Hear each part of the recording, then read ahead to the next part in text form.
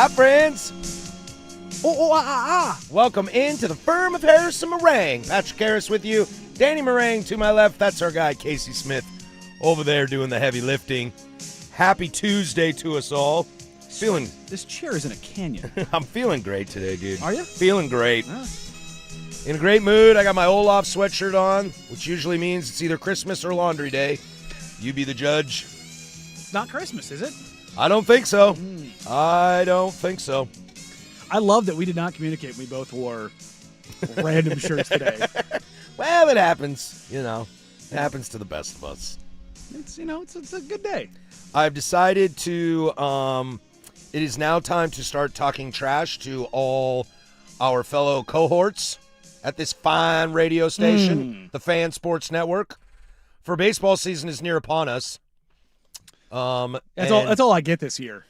I don't get to enjoy baseball. You just get a baseball season, but nothing else more. Yeah, I just get to laugh at everybody else. Yeah, Cardinals are going to be a rough ride, that's for sure. It's gonna be tough. Yeah, maybe you see some kids. That'll be nice. That'll be fun. Playing baseball. Because what's interesting is we all are baseball fans at this station. Every single one of us. You got Isaac Rupp and his Kansas City Royals. You got Jason Sukanik, his New York Mets. I don't know Stephen Vaughn if he has a team, but I bet he does. This fine program, Casey, one of our resident Yankee fans. We have too many of them. Me and the Cleveland Guardians. You were the only one. You and the St. Louis Cardinals. Indeed. Brandon Sprague has got his Atlanta Braves. Dirt has got his San Francisco Giants. Boo. Swag has his Los Angeles Dodgers. Yeah. And even guys out in the bullpen. Luke Anderson, Seattle Mariners. Jakey out there. Yankee. He's a Yankee fan. And we don't talk about baseball a lot, but we need to trash. Yes, we do. I tried to give Dirt a compliment for Logan Webb being the starter for the World Baseball Classic, which we'll get to later today. And he said, I hope he gets shelled and pulled in the second inning. And I said, that's not very cool, man. It's not very USA. And then, of course, Sprague, I got to give him some grief about old jerks and Profar. Taking drugs. Taking drugs, you know. Meanwhile, there's a swimmer out there who's going to compete in the advanced games and also try to compete in the Olympics. I'm like, what is the cycle period for that? Like, don't you have to be clean all 4 years? I was talking to preschool this morning about that. Yeah. And first of all, she thinks the enhanced games are super dumb. I think they're super dope. I know. Most people probably do. But she thinks the idea that you get to know. You know everyone's juiced. You don't have to guess. Like, that alone is like, all right, we're good. But now we're just on full send. You know what I mean? Like, yeah. If you're competing in this, there's no, Lance Armstrong running a chemistry lab in his truck. You know what I mean? Like, that's the thing that always, irritated me about everybody getting mad at Lance Armstrong. Like, what was it? They had to go to, the 9th place finisher? Something like that, yeah. After one of the Tour de France, the top 8 all tested positive, and once they figured out the blood doping thing, it was like, don't be mad. Like, everyone was doing it. It's like baseball. It's like, well, this guy admitted to it. It's like, and? Except Ken Griffey Jr. and Jim Thome, they're clean. And I won't hear anything of it. You think Thome was clean? I do. Just a big old country boy? Big old country boy from Iowa. I don't know if he's from Iowa. He was always huge. He might be from Nebraska. But he might actually be one of those, Iowa offensive linemen, just dumb strong. They have those. Peoria, Illinois. Nah, close enough. But he was always just a big old boy. Big old boy, dude. 612 home runs, man. It's like Prince. Prince Fielder was always... His dad was big, too. Yeah, it's genetics. Yeah, Prince was wider. I think Cecil was taller. Yeah, but Cecil was a big guy, too. Have you ever seen Frank Thomas in person? No. Holy. Yeah. That's probably... his nickname's the Big Hurt. Yeah. I think he probably dabbled, but he was also just... huge. I like to believe Frank Thomas is one of the clean ones. I hope so. Some of those big home run hitters, there's some obvious ones out there. He's also out there pushing eugenics, like Pete Hughes as part of every meal. Back to this, swimmer thing. Look, dude, you want some medals? You want to do the enhanced games? Dope, dude. I'm all down to see this. Pun intended. Roid it up and let's roll. To come out publicly and say, I'm doing this to get in preparation for the Olympics in 4 years. Did you just say the quiet part out loud? Are all swimmers juiced? I know it's easy to say they are, but it's fascinating to me that you'd be like, yeah, man, I'm going to cheat and then magically clean up and compete in the Olympics. Oh, you get 2 years to flush. Now, here's my question with the enhanced games. Do they test For what? to make sure you're doing them? Oh, to make sure you're on them. Yes. What if you like quietly just took test after test after test because you weren't and you wanted to show like I'm better than the juiced ones? Maybe. That's what I'm asking. Ooh. You know what? I hope they don't. I hope they don't. Also, I think if I had won I think if I had won medals at the Olympics, I don't think I would do this. Oh, I want to see exactly just how far I can go. I know, but I think it tarnishes my Olympics. Why? Like if Michael Phelps did this, I'd be like, dude, really? I want to see him turn into a literal fish. If Lindsey Vonn surgically repairs that knee and then HGH is out of her HGH is mind. the crazy amount. I'm and about is that. able to ski again at a Olympic level. Olympic. I mean, that's Like- the dream. Like that's where I'm such a proponent of it, of performance enhancing drugs, is particularly with injury, but also like this is what you do for a living. Push your body to the limit, man. Like, go for it. I've been adamant about that stance for 15 years. Like, I try to keep it in line. it's because you're a coward. No, it's because I believe in the integrity of the sport. Yeah, the second you got HGH in your system, you're like, oh, I get this now. I don't know. I mean, I slept for like 11 hours last night. I don't need juice. No, I feel good. but you feel good when you're awake though too. I feel great when I'm awake. I woke up in a panic state this morning. I have no idea why. Like I woke up, my heart started racing. I didn't know where I was, what day of the week it was. I was soaked. I don't ever have that happen, but man, it took me like 15, 20 minutes to like really orient myself this morning. And I was like, what is going on? Well, I accidentally fell asleep at like 8 o'clock, and then I woke up at 1 and was you like, played some uh-oh. roulette? Uh-oh, I'm hosed. I'm absolutely hosed here. Took the dog out, did some cool things like that, and then I went back to bed. Yeah. Yeah, it's great. Yeah. You said you got 11 hours? Something like that, yeah. Nice. I know I woke up at 6:30, and I was like, I should get up. And I was like, nah, I'll go Yeah. to 7:15. I did pretty much the same thing, except for I was watching Formula One Drive to Survive because the new season came out. Yeah. Something about just the repetitive nature of the car sounds whizzing by, kind of just like circadian rhythm. Dude, that reminds me of the South Africa World Cup. I was like, oh, dude, I love the World Cup. And I was like, oh, I can't wait to watch this. Then I turned it on at like 4 in the morning, and I was like, yeah. And then from all the vuvuzelas, 10 minutes in, out cold. Out cold. The vuvuzela just works as white noise. I know. And then I'm looking at the World Baseball Classic schedule, and there's the excuse me, sorry to do that on the air.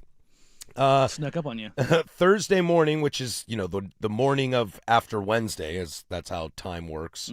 At 2 a.m. is Czechia and Korea. And it's like, okay, well, if I go to bed at 8 o'clock, wake up at 1:45, put the dog outside, maybe I can sit up and watch that game. I don't care. And then the baseball game will start, and in the second inning, I'll be asleep. Yeah, I am 100% out. Although Korea's got nice players. Jung-Hoo Lee. Sure, don't care. I'm not getting up that time to watch any sport. Their new hats look dope. That's not too. true. I'll watch Olympic basketball at that time. See? That's the one I'll do it for. See, that's like I don't day drink. Yeah. But That's the one. Team USA playing. Japan at 2 in the morning, Thursday into Friday morning. Nope. I think I'm going to do it. Nope. Hard pass. We will get 8 a.m., 9 a.m., 10 a.m. games here for us while we're on the air. No, I like that. Cuba, Panama, the Netherlands minus Jerks and Profar, Oops. and Venezuela, Mexico and Great Britain. Mexico's going to be fun. Oh, yeah. No, totally random. Did you see the moon last night? No. They hit a... No, man, I went to bed at 8, dude. I don't even know if the sun was down. We said you got up at 1 and put the dog out. So I don't know if you looked up and saw that it was a lunar eclipse blood moon. Oh, I heard about this. We went for a walk last night, and the moon was just bright. We had I could hear coyotes and wolves howling. I was like, oh, this is kind of cool. When did the eclipse happen? Like the full totality, I think, was like 3 o'clock in the morning. Oh, but, dang. yeah. It was right around there. Like, you were up, dog. Busted. So, didn't even... God, you're like a dog. You just went outside and didn't even look up. Nope. Weird. I didn't even really go outside. I just opened the door. Oh, really? Well, I had to use the bathroom and get some water. Oh, see, Ooh, note to self: water. We need water. Oh yeah, I think I polished it off. Thank you. So I got you. But you don't ever do the wake up in the middle of the night with the dog out and you both go out there? No, it's a little chilly. See, I like the. Also, Danny, I sleep naked. I guess that's not a problem. I mean, my backyard's fenced. even then, it's your backyard at 1 o'clock in the morning, dog. Yeah, What goes on back there is your business. that's fair. I actually think there's laws around that. What's worse for the lawn? The dog's ammonia or my ammonia? I think it's probably the dogs. I think it's the dogs. I thought you were gonna say like what's worse for my lawn, the dog pooping or me pooping? And I was like, Patrick, we don't do that. We don't do that. That is a bridge too far. When we're out Use the camping, facilities. When we're out camping, okay. Even then, you got to dig a hole. You got to dig a hole, exactly. Just go over to your place and there's just holes dug everywhere. Dude, you got mold problems back here? It's like, nah, man, I go with the dog. Well, my 9-year-old, when he was young and we were trying to teach him how to use the facilities standing up, he struggled with it. Aim, et cetera, all that kind of stuff. So, bonus dad to the rescue. I stepped in. I taught him how to do it outside. There you go. And there'd be times we'd be at the dinner table and be like, oh, and he'd get up and run out the backyard. And my wife's like, where's he going? I'm like, don't go out there. Don't go out there. You don't want to know what's going on. Because at like 5 years old, it's like pants down around the ankles and the whole shebang. It's the full pelvic tilt, leaning back into the wind. Yep. They figured that one out on their own when the wind blows. You start to learn where the wind is so it doesn't come back at you. Yep. Do you ever do the electric fence? No. I don't know if I've ever seen an electric fence. Oh, they're all over the place. Well, at least my side of town. No, ma'am. Yeah. I don't know. Yeah, I don't know if I've ever seen an electric fence. I did that once. What is it? Is it just spark? No. Does it come back up? Oh, you'll feel it. Oh, no thanks on that. You'll feel it.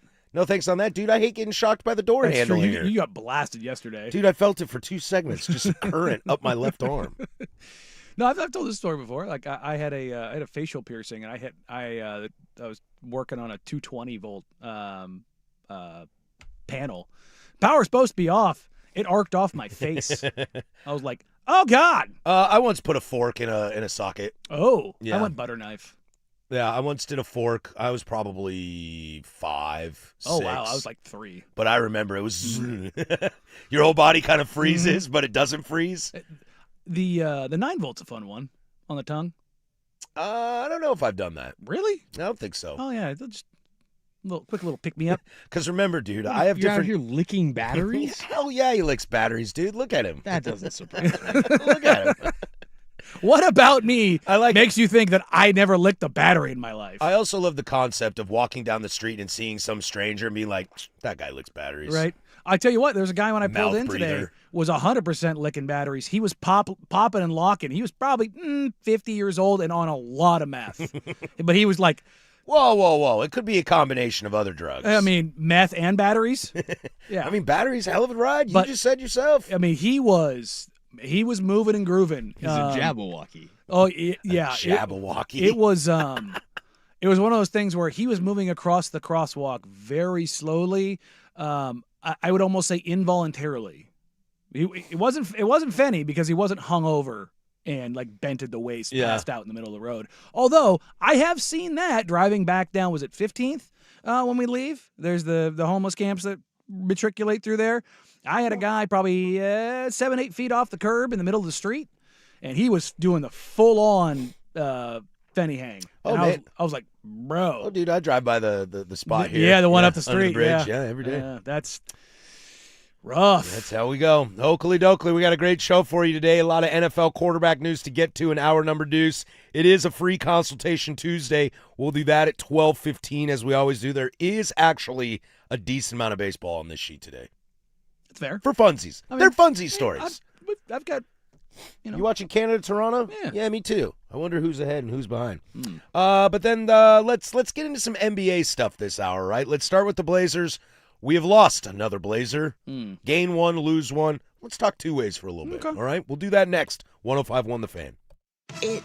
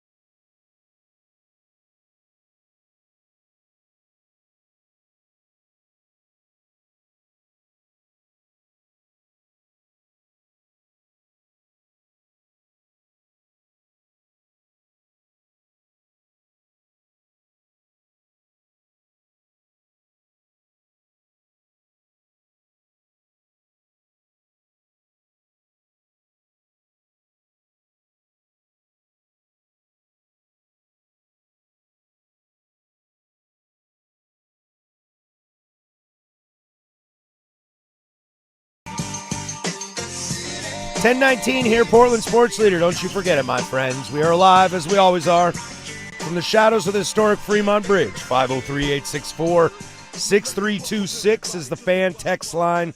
She'll let you interact with us throughout the entire day. Jump in on the YouTube chats over there. Say hello. What's up? Be nice today over there, please. Outside of that, kick it live with us. We'll talk a little Blazers here for about a half hour. I want to talk about this defense in a minute, Danny. But also, I got all kinds of numbers for you. Do you? Yeah, I'd love to see it. Hear about it. And also, we'll talk about villains and how villains are birthed in the NBA, as I think people are starting to decide we know who the new villain is. We'll get to that this hour. A lot of fun. But some kind of housekeeping duties on the Blazers. It seems like Javonte Cook has been released. I don't know how much this correlates with the young blood signing. But it's interesting to kind of think about two-way guys and how you know you get to a point when you've said, we've seen enough, adios on this. Especially because we're in the Caleb Love situation. Sure. City got brought on a full-time deal. We're kind of curious if Caleb will get the same thing, but we're not there. But Javonte gets waived, Youngblood brought in. Yeah, so, with two ways, you do have the 50-game limit, but it's not a guarantee. Like, no. You can be let go, and it's different from a player like on your G League affiliate. So, like, if you have a player on the remix who's not on a two-way, any team can come get them. But if they're on a two-way deal, you have the rights to them. So is that how Youngblood was? Yeah, he was just on a G League team. He was on the Oklahoma City Blue. So, those kind of things, like that's how that works. And so there's only each team is only allowed 3. So at most 90 players in the NBA can be on two ways. Okay.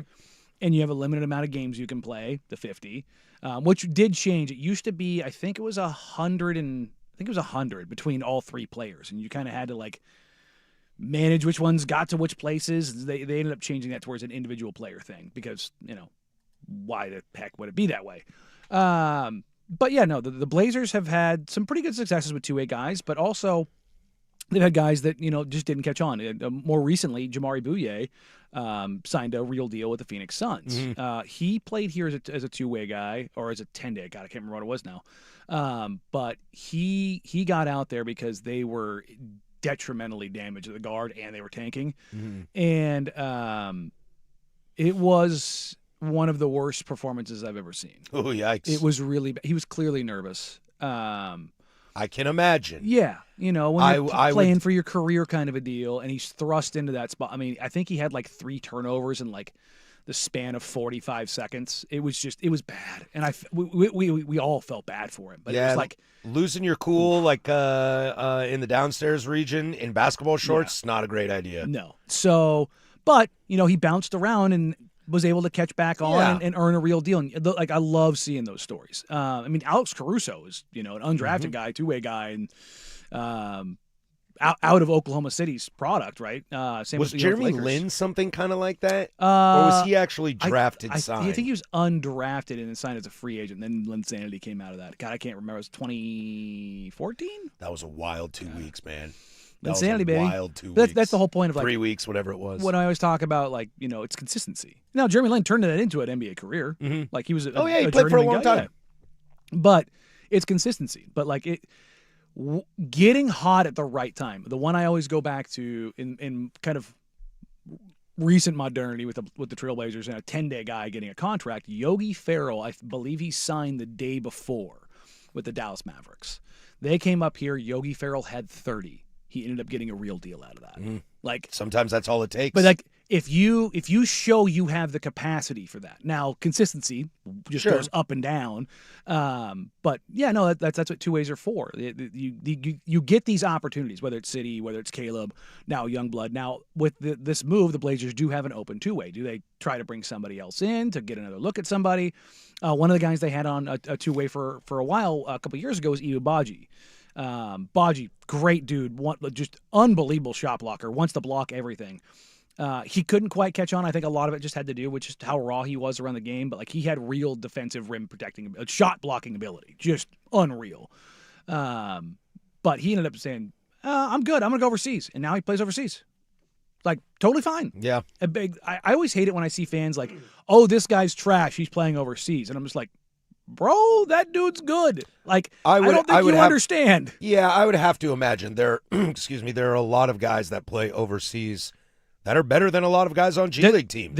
So the reason why you're just in that fringe area. Yes. You see this in baseball. Like, I don't want to go to the minors, so I'm going to go play in Japan. Yeah. Or Korea. And a lot of it has to do, not only that, it's like age. Like, sure. G League teams, a lot of times, depending on the organization, will have a lot of young guys. Yep. And it's like, just let's see if they figure something out, see if it pops. There aren't 32-year-olds in the G League. There are, but are there? But those guys are there to kind of be vets. Yeah. Like they look G League vet. Look, woof. well, I mean, they'll cash their $50,000 check, and it's not the best money in the world, but it ain't bad money. Income. You know what I mean? Like, and then what they'll do is they'll go overseas and play in a different league in the off season. So, I like what the Blazers have done with two ways for the most part. Obviously they've converted guys. They've had other guys go on to be successes for other teams. Like I like their development pipeline with that stuff. I know some fans get a little bothered, like, well, they need to make sure they maximize this, and this. It's like, well, guys have to have a path. Like, this is the thing that always, whether it's a two-way guy, whether it's a G League guy, or it's an NBA guy, you have to have a path to get on the floor. Like they're like Chris Murray's draft.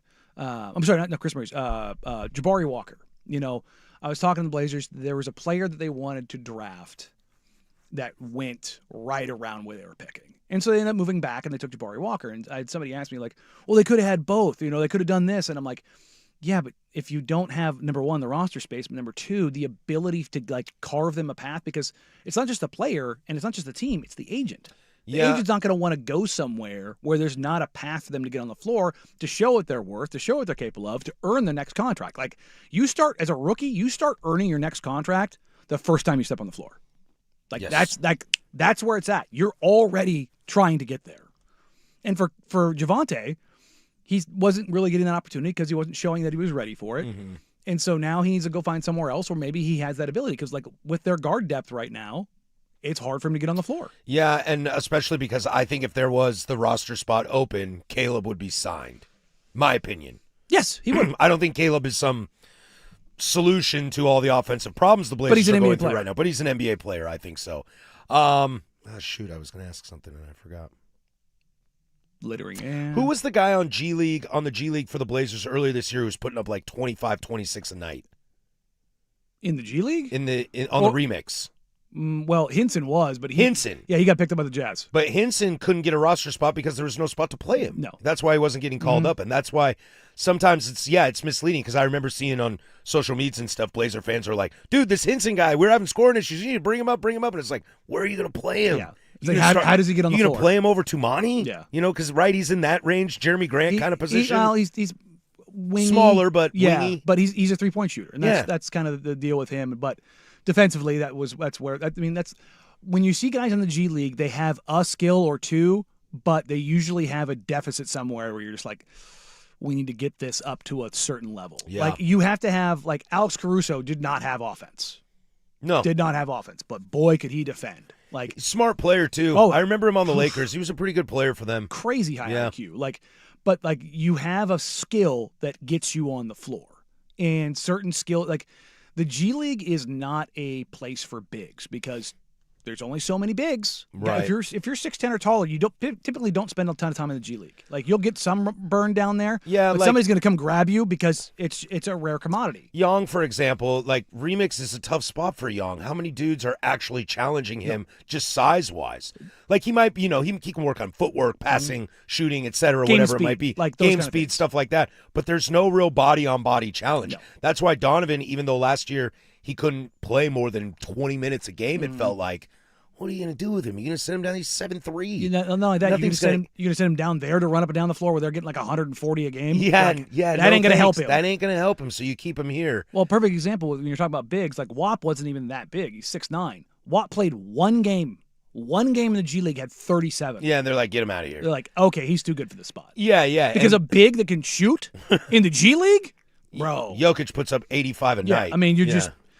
because the way that you space the floor, it's just so different. But the G League is very much a guard-driven league. Like, I imagine it's not. What do we say? What's harder to find? The 6'9" guy who can shoot, or a 6'2" guard that can handle the ball? There you go.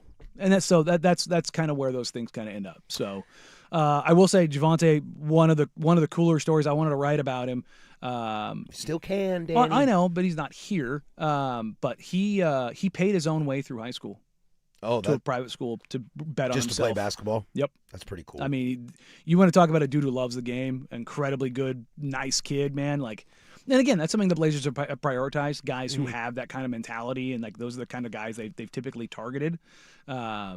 But yeah, I mean, I wish him the best of luck, and that's the business side of the NBA that always sucks. Good luck to you, Javante Cook. We will talk about you in a couple years and be like, oh yeah, I remember that guy. Hopefully you land. Look, hopefully he lands somewhere and gets a real deal. I always want that for those guys. Let's stick with the Blazers here, Danny. I want to talk defense. I feel like this is the big conversation of late with the Portland Trail Blazers. When I see Drew Holiday, Tumani Kamara, Donovan Clingan out there, and I'm still not getting the defensive prowess that we thought we would get, especially at the beginning of the season. We'll go there next, but first we'll talk to Casey with sports. Now, from the George McCoy and Warren Allen Sports Desk, a Sports Center update on the Fan Sports Network, 105.1 FM and 1080 AM. First on the Fan, the New York Jets have placed a franchise tag on their running back Breece Hall ahead of the 2 p.m. deadline today.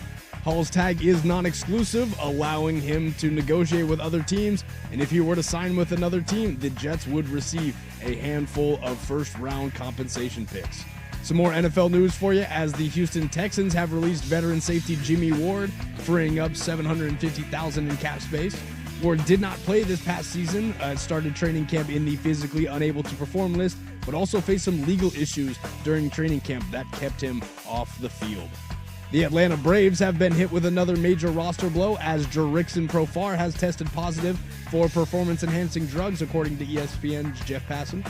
This is Profar's second failed drug test in his career, and now he faces a 162-game suspension, which includes 183 days without pay, also making him ineligible for the World Baseball Classic. Your Blazers are off tonight, but are back in action tomorrow at 5 p.m. against Memphis. However, Chauncey Billups will be back in court tomorrow for a status hearing, as legal proceedings are expected to continue for the next 6 to 12 months. For more sports scores and stories in 30 minutes, I'm Casey Smith from the George McCoy at Warren Allen Sports Desk. Hurt and missing work? Insurance companies acting like jerks? Don't call your mom. Call George McCoy at warrenallen.com. The home of the firm of Harris and Meringue. Weekdays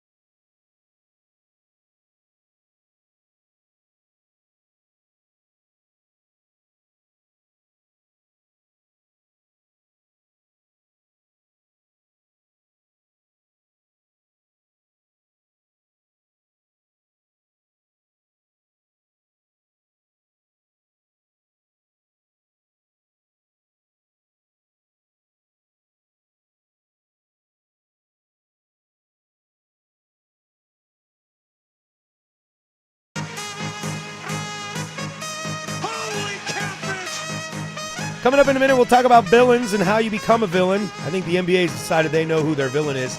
I'm not quite on board yet. I'm sure Danny will be. I have a strong feeling that you will agree with the popular thought of who the next villain is in the NBA. Oh, yeah? And I don't know why I'm not there yet. I'm just not there yet. Maybe I'm just jealous. Maybe I secretly want them to be my new team. No, God. We'll get to that in 15 minutes. But, a lot of scuttlebutt that I've heard, it's tough, Danny. I think the next, 22 games is going to be a little bit of a challenge for us when it comes to the Blazers in the sense of we're kind of just waiting until the end at this point. As we say, math is mathin'. Blazers are going to get into that play-in game. Obviously that'll be a fun conversation depending on who they match up against and what those chances look like, et cetera. So, look, we know the offense has been a problem on this team. A lot of that, I think, is just injuries. No Denny, no Shaden. That's 50 points basically right there potentially every single night left on the bench. We're getting excited about the Caleb Loves and City Sissoko's and Chris Murray's playing. I think we know that there's an offensive problem to an extent with Jeremy Grant. If ball don't go in, it's going to be a long night situation. But let's slide over to the defense. I think at the beginning of the year, we were very excited about how this defense was going to play, especially healthy Drew Holiday. Tumani Kamara obviously speaks for himself. Donovan Clingan has really come around on the defensive end. Still some room to grow, but at least on the boards has made a huge jump from last year to this year. And I think a lot of Blazer fans get really frustrated with this team when it comes to defense because you can see, as I said, those guys, Drew Holiday, who's a Hall of Fame defensive player, Tumani Kamara, one of the best wings, stretch, D guys you can see out there, and a 7'3" guy down low should be able to give you a lot of presence, yet this team seems to struggle, at least of late, on defense. Well, it's not just of late. So I think people look at offense and defense as holistically different. They're not. Well, they should have a symbiotic cycle to each other. When your offense sucks, your defense is going to probably struggle too, because what ends up happening is, so let's kind of roll this back and set the table in this sense. The Blazers' effective field goal percentage by location, meaning the shots that they take analytically, is one of the best in the league. In fact, let me pull this up real quick. Let me pull up the accurate one right now. Location. The Blazers are third. Only the Bulls and the Pelicans are better, and that has to do with the Blazers take the sixth highest percentage of shots in the league at the rim and the fourth highest percentage of shots from three. Problem is, so they're 6th and 4th in frequency. In accuracy, let me go ahead and sort this so it's upside down. Where did it go? The Blazers are 16th in rim finishing and 30th in three-point shooting. They are shooting under 34% from three. I mean, we've seen it a lot, especially of late. League average is 36 as a team. And the Blazers are 30%? 34. Or 33.9. Wow, that shows you how giant of a gap 2% is. Yes. The best three-point shooting team in the league is Milwaukee at 39.5%, then Denver, then Minnesota at 38 and 39. So, and if you look at Milwaukee, Denver, Minnesota, they're also all top 10 in rim finishing. So, is this one of those? So, are you saying this is one of those situations like, for example, let's use football for an example, okay? That you may have the number one defense in the NFL, but if your offense can't do anything, your defense goes out there every 4 to 6 plays, you eventually just get gassed. It's not just that. Like, it's hard to get set because your offense is never giving you anything to get set. There's a part of that. It's the Felix Hernandez of it all. Like, you can go out there and do as much as you can, but at some point in time, the dam's going to break. So the Blazers, as far as three-point percentage is concerned, or three-point frequency defensively, they give up the 7th least amount of three-point field goals. Okay, I like that. They run teams off the line. They are 16th in rim frequency. Okay, I know I'm throwing out a lot of numbers, but like this is the context. So they're league average in allowing rim shots, and they're top 7 in three-point shots. So by location effective field goal percentage, if teams shot league average, the Blazers would be the 14th best team in the league, slightly better than league average. But the problem is when you actually go to the accuracy, that's where it starts to get sideways. When you take a look at it, well, I had it sorted the wrong way. Portland teams are shooting almost 37% from three. They're 20th. And at the rim, they're shooting 67%, which is 18th. So they're 18th. So they're basically Average. bottom third. They're right at, slightly Top of the bottom. So the things that they're denying for the most part, teams are also capitalizing on them. That's a big issue. Also, they give up a lot of long twos. That's where they live. Problem is, teams are hitting them at 45% clip. Yeah, so what's the solution for it? I mean, if I can't do anything about the offense, let's just say, let's say Denny's out for the year. We know Shaden's pretty much out for the year. You don't, because if you think about it from this context, if you're taking long threes, and what do long threes lead to? Runouts. Mm-hmm. Okay? Far rebounds if they don't go in. Yes, and if you go into that, you start looking at the Blazers in general. Their transition, they are 25th in the league in points plus per possession. Like, the only teams that are worse, let me go ahead and put this in perspective: Utah, New Orleans, the Clippers, the Wizards, and the Nets. All those teams stink. They suck something fierce. Off of steals, they are 30th. They allow the most points off of steals in the NBA, points plus per percentage. Now, they're 13th in allowing steals because a lot of times their turnovers are not steals. But they're also, they get killed in points per play pretty much across the board on live rebounds, transition, and off steals. So if you're not shooting well, you're turning the ball over, which means your defense doesn't get set, and offensively you're playing in the half court and not scoring easy buckets, what happens?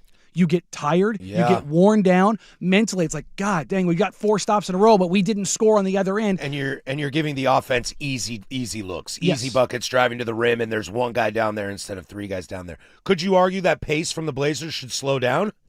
No, it has, and that's what they've done. They've taken. It's like they were the fastest team in the league early in the season. They're one of the slower that way down, because what ends up happening is it becomes a math problem. If you're getting 110 possessions, 112 possessions a game, like on the higher end, what does it allow for? More volatility, bigger runs. But if you lessen them, you allow for more control. But you also drive the value of possession up. A 3 can hurt more. Like if you give up a 3 or if you get a 3, because the margins should. You're getting more possessions, and if more possessions are turning into an extra point instead of a 2, math is math. But if more possession for the opponent. That's what I mean. If you're not scoring. That's what I mean. The opponent, more possessions. But if you limit the possessions, then it can drive. But it also, if you're not a good shooting team and you have a bad shooting night, that's when you can get your butt kicked. So there's a player in here that really matters. Donovan Clingan is the single most impactful player in the NBA right now. When you talk about league leaders in on-off shooting frequency, when Donovan Clingan is on the floor, opponents shoot at the rim 9.1% less than when he's off the floor. That's a large number. If we're just talking about 2% in three-point shooting, that is a large number. Okay, so these are your leaders. Donovan Clingan, Jaren Jackson, Rudy Gobert, Steven Adams, Victor Wembanyama. Okay, are those the best rim protectors in the league? Well, you got two of the best defensive big men of all time in Rudy Gobert and Victor Wembanyama. Steven Adams, everyone would die to have Steven Adams on their team. And who'd you else say? Jaren Jackson? Jaren Jackson, yeah. So you've got defensive player of the year, defensive player maybe of all time, really good defensive player in Steven Adams, and Donovan Clingan's number 1. So, but the thing that changes here best player on the Blazers, Donovan Clingan? I'm riding that out. Teams also shoot 5.1% more from 3, which is 3rd percentile. Now, that's not necessarily a negative because because they don't want to go down low. Exactly. Yeah, well, show me the Spurs numbers on their defense. Nobody wants to go in the paint. It's Wemby's the literal worst. Oh, really? It would best and worst. So he's in the 1st percentile. So people will still go into the lane. No. It's the opposite. Oh, okay. It's so as bad as this is air quotes bad as Donovan is. Jaren Jackson's number 1, Wemby's number 2, Donovan number 3. That's what it comes down to. So if teams are shooting above average of 3 against you, you're denying shots at the rim. But even though you're not allowing, that's where the math gets a little weird because the Blazers are running teams off the line. The problem is when Donovan's not on the floor and they're playing smaller, they get into some problems. They get into some issues because all of a sudden the rim defense isn't quite as good, especially if you don't have Rob. Mm-hmm. Now, take a big chunk of this season, a third, maybe a little bit more than that. You did not have Drew Holiday as your elite perimeter defender alongside Tumani or Jeremy Grant. And Jeremy Grant offensively was gone for about a month. Drew can be good on certain nights if you need him to. Enter the chat now of no Denny, no Shaden. Like I said, that's potential 50 it's points a night. It's compounding issues. Yeah. And this isn't just like excuse the Blazers. It's just reality. I think a little bit of both things can be true. That the Blazers have been injury-stricken this year, and also at times the Blazers are bad. Yeah, and I think both of those things can be true. The offense feeds the defense, and the defense feeds the offense. Everybody just talks about, well, you want to be a defense-first team. That makes sense, but if the offense isn't there, it's just like it's water running down the ravine. Eventually, it's gonna wear down. Eventually, it's gonna break. Mentally, it's just gonna be the Seattle Seahawks are not offensively the juggernaut in the NFL. No, but they're pretty damn good. They're pretty good and efficient. Look at Houston. Mm-hmm. Things started to get shaky on offense, and they're losing to teams that don't have good offenses. Yeah, I mean, we went through it. What do they allow? More than 20 points 3 times? Mm-hmm. They weren't a team that lost 3 games. And they got into the playoffs, and CJ fell apart, and the defense couldn't do it. And the defense was, they just kept coming and coming and coming and coming. And eventually the dam broke. And that's what ends up happening in the NBA. So this was a team that came into this season with playmaking issues, shooting issues, but defensively they looked really good. Mm-hmm. But the offense ended up being so bad, especially recently, that it fed into another. And then when they lost the guard play, which impacted them severely on the offensive end, but also on the defensive end, because we've talked about Tumani and how many minutes he has to play. Tumani's playing like 35 a night, taking on the number 1 assignment, and before guys got back, he wasn't getting a break. Mm-hmm. So his offense started falling off a cliff. And again, these aren't to make excuses. This is just what happened. Yeah, I think what's tough is if you're not looking at it from that perspective, if you're more of a casual ball fan like I am, it's just the aesthetic. Yeah. Yeah. Oh, they suck on defense. No, they don't. They're actually slightly below league average. Yeah, they're kind of mid. Yeah. Even with all the stuff that they have. It just looks terrible because of other deficiencies in other places. Okay, I buy that. So they should, fully healthy, they should be better. And we saw that at the beginning of the year. Yes. Defense at the beginning of the year was really nice. First 10, 12 games, man. Really nice. They were really good. And you put that in with the pace at the beginning because guys were healthy and being efficient scorers outside of not having Scoot in the beginning. It looked okay. Boy, this team is very different now than it was then. Mm-hmm. Very, very different. Offense feeds defense. Defense feeds offense. Are these guys the new villains? And has Patrick decided that they are not villains to him? We'll go there next. 105.1 The Fan. The Fan.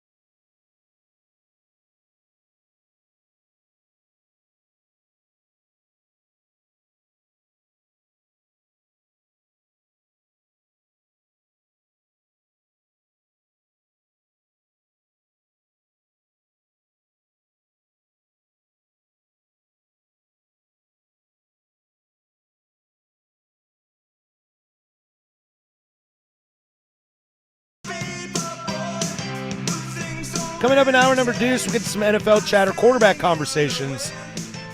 We're going to have to address the situation in Minnesota. Or the lack thereof. Like, these are your options, dude? As you like to say, rifle or shotgun, which one do I get to choose? Mm-hmm. Also, this guy might try to make a comeback, and I'm curious where we sit on that. Plus, web gems for everybody's favorites. It's a free consultation Tuesday. Get those in, 503-864-6326. That's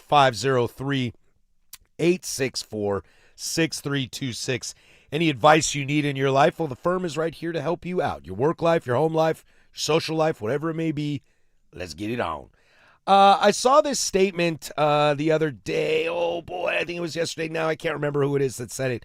Basically painting that the NBA has their new villains, and that would be the Oklahoma City Thunder. So my question to you, Danny, I think this is kind of the repercussions out of the Lou Dort situation over the weekend with Jokic, is when you're trying to paint villains in the league, any league, it's very easy to choose the winners, okay? I never found the Chiefs to be unlikable, personally. You know, now, I think there's I hate like them with fiery passion of a thousand suns. I think there's like the Brittany Mahomes and Patrick's brother, I can't remember his name. Jackson. Like, those two are exhausting.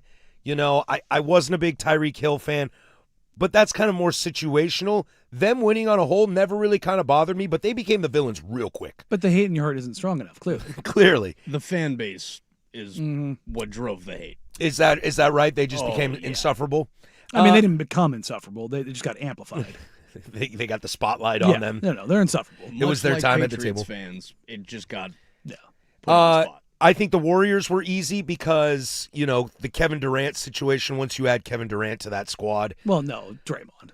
Yeah, but I also think, like, they won a title and then they got Kevin Durant. Yeah, sure. Like, that's kind of like, But man. Steph and Clay are so likable that they were the. I don't ever think they were the And villains. Iguodala, Yeah. Iggy. I mean, for our generation, we love Iggy. I don't think the Warriors were ever the villains. No? Nah. So then what? People got tired of them, but I don't think they were the villains. So what makes the Oklahoma City? Because you would agree they're the villains in the NBA, right? Yeah, I think it's very easy. They're not likable. Really? Because I find that different. It's because Chet plays. I mean, I'm biased, but I also love SG. I love SGA. People do and not, we just talked about Caruso in our two-way situation. I love him on that squad. But the stars too. are not likable. SGA's not likable. No, he is to me. He's look because I love his game so much, so that's likable to me. He just seems like a quiet guy. The foul merchant stuff. He's just kind of a different dude. Again, this isn't to take away from any of them. They're not likable. Like there's nobody's like other than a cell phone commercial they run during the playoffs every year that's just so damn irritating. They're not marketable. I can understand not likable and not marketable, but that doesn't mean anti-marketable and anti-likable. You see what I mean? Yes, but I disagree. I think for the most part, outside of that market, nobody gives a damn about that team or those players. Can I argue, though, the foul merchant stuff with SGA is kind of rampant across the league in a lot of places? Nah, he's up there. I mean, he is. Like the flopping, the bitching that Luka does all the time. And again, we'll look at Luka. Dude, I'm starting to wonder, too, if Luka's becoming really unlikable. And not because he wears a Laker jersey, but because it's amplified. But would I argue that likability is marketable? Yeah. Sure. But is Draymond marketable? No. But we all know who he is. Yeah, I know, but he's also the villain. Is that not likable? Unlikability is just as good. What about LeBron on the Heatles? He was the villain then. But it was a different kind of villain. There's different, like... It's the villain you root for? Yes. I love villains It's the anti-hero. It's the Darth Vader. Yeah, it's the anti-hero. Like, I love don't get me wrong, you can root for. Draymond Green is a villain. Dylan Brooks is hateable. Yes. Like there's a sliding scale to this. Because there is so much talent in Draymond's game. It's not just that, though. He embraces it and lives it, where Dylan Brooks, it feels forced in, like, I always go back. Raja Bell was a villain, but everybody embraced him because his villainy was real. And I would argue what made LeBron so fascinating in Miami, for me, was he never wanted to be the villain, and it was the only time in which he actually embraced the villain. Because even when he got to the L.A., like he wins the title in Cleveland, you're like, oh, yeah, good for them. He went. The kid goes home and he wins the title for his hometown team. Then he gets to Lakers. Everybody goes, really? Collective grown. And he has not embraced that, to where I think the Lakers would be more fun to watch if LeBron embraced that villainness again. I mean, we talk about, Michael Jordan, the GOAT, and all that kind of stuff. Jordan might be the best villain of all time. Totally. Like, don't get me wrong, he was very well liked. Well, he's not, but that's a guy who ripped people's souls out. But he wasn't a villain to us as fans. No. But I mean, he was a villain to everybody on the court. Like the stories. I mean, Larry Bird was a villain. Magic wasn't the villain. Larry Bird was a villain. Like Magic was the face. KG, Reggie Miller, those guys are all-time trash talkers. Those are villains to the other players, yes. but not to us. No, anything is possible. We love KG. I mean, nobody says a sideways word about Larry Bird, but Larry Bird might have talked more trash than anybody in the history of the game. Mm-hmm. Like, so there's like, that's the thing is like, you know, Chet gets like the whole, you know, do-rag Chet, cookout Chet. Oh, I get the Chet stuff. I know I'm a GU lover, and I'll give him love for the rest of my life. I get the Chet stuff. I totally understand. J-Dub is very milquetoast. Sure. SGA is just kind of a weird dude. But I think SGA is kind of milquetoast as well, but I don't know, man. His game speaks volumes to me, and that's enough for me. Like take Hallie. Tyrese Halliburton leaned into the villainy. And talk about a lovable villain. Yes. Everybody loves Hallie. This is a guy who spurned the Milwaukee Brewers because, you know, after they beat the Bucks, they rescinded their invitation for him to throw out the first pitch. And he's from Milwaukee. Did you know he's from Wisconsin? It's just like he was like. So's Conca Nipple. Remember, he showed up with the Dodgers jersey on. Yeah. Like, screw you guys. And it was like, oh, he goes to wrestling matches. You know what I mean? Like that. Hallie might be my favorite. Oh no, in the NBA. There's likable villains. There's likable heels. There's likable heroes. Like Dame's a perfect example. Dame's a likable hero. Oh, very much so. Like even going to Milwaukee, it was like there were some fans that obviously were mad about it, but it was like nobody for the large portion of the fan base was like they just wanted him to do well. Well, yeah, I wasn't a full timer on the station when that happened. I think we talked about it on the baseball show. You reach out to the people in Milwaukee, and you're like, you guys got a good one. Yeah, you know what I mean? Like there's whether it works out or it doesn't work out, whether you like his play or don't like his play, who knows what he's going to look like with Giannis? You got a good one. Jimmy Butler, likable villain. Very likable villain. Oh, KD, Jimmy Butler. Unlikable villain, but he leans into it now. He does. Like, he does. That's leaning into like what is natural. Like Dwayne Wade, likable hero. Very likable. Like that's the thing is like you. I mean, you had this ethos. Dwayne Wade had for 4 years the best 4 years of a basketball player talent I've ever seen in my life, and that's LeBron James and the Heatles. Those 4 years is the best basketball player I have ever seen play the game. Dwayne Wade that was his team. Yeah. That was his team. And Dwayne Wade's a top 50 player of all time. Oh, Hell, 100%. maybe top 25 player of all time. LeBron was the best player on planet Earth. But you also had yeah, Spoelstra's likable. Bosch was likable. The blood clot stuff made him likable. Braun kind of took on the burden of being the villain, where Wade got to be the hero. It let him stay the hero. So those are the dynamics that at play. Whereas when you look at the Thunder, Dort's kind of a villain. Sure, Caruso's fun. Like nobody doesn't like Alex Caruso. Nobody doesn't like Isaiah Hartenstein. Like Dort's a little Draymond-y in the sense that he knows what he's doing. But nobody looks at Chet or J-Dub and SGA, the faces of the franchise, the trio, and they're all kind of meh. And I think that kind of thing makes them more villainy in a sense. Mm-hmm. Like if the Knicks were great, they've got so many characters between Jalen, between Brunson, between Josh Hart, between McHale. I mean, Cat is a character, but he's a character. He's also kind of a heel in a sense because, but you kind of want to see the redemption story. Like it's those are things where, like, I think Wemby wants to be the villain. Too bad he's still too damn likable. But I see the video of this woman watched him walk in to the game. Mm-hmm. She goes, "Ooh, that's some tall brown sugar. Mm-hmm. I like that sugar." I thought that was awesome. I want to get him in the playoffs because he might go villain. You saw him in the All-Star game. He was ready to be the villain there. I think he wants to embrace that role, and that's the thing is I don't think the Thunder have any of that. And this might just be, I know we got to get out of here. This might just be a little 5 toes down patty here, but SGA's game I just love too much to be a villain for me. I would argue Jokic is more of a villain than SGA. But he won't embrace it because he doesn't care. Or at least he gives off I don't care. Sure. Unless Lou Dort hip checks him, then he cares. Yeah, exactly. All right, we come back. Let's slide over to the NFL. Quarterback might make a return, of course, on my own terms. We'll go there next. Loaded hour number 2. Stick with us. 105.1 The Fan. Isaac and Suk here with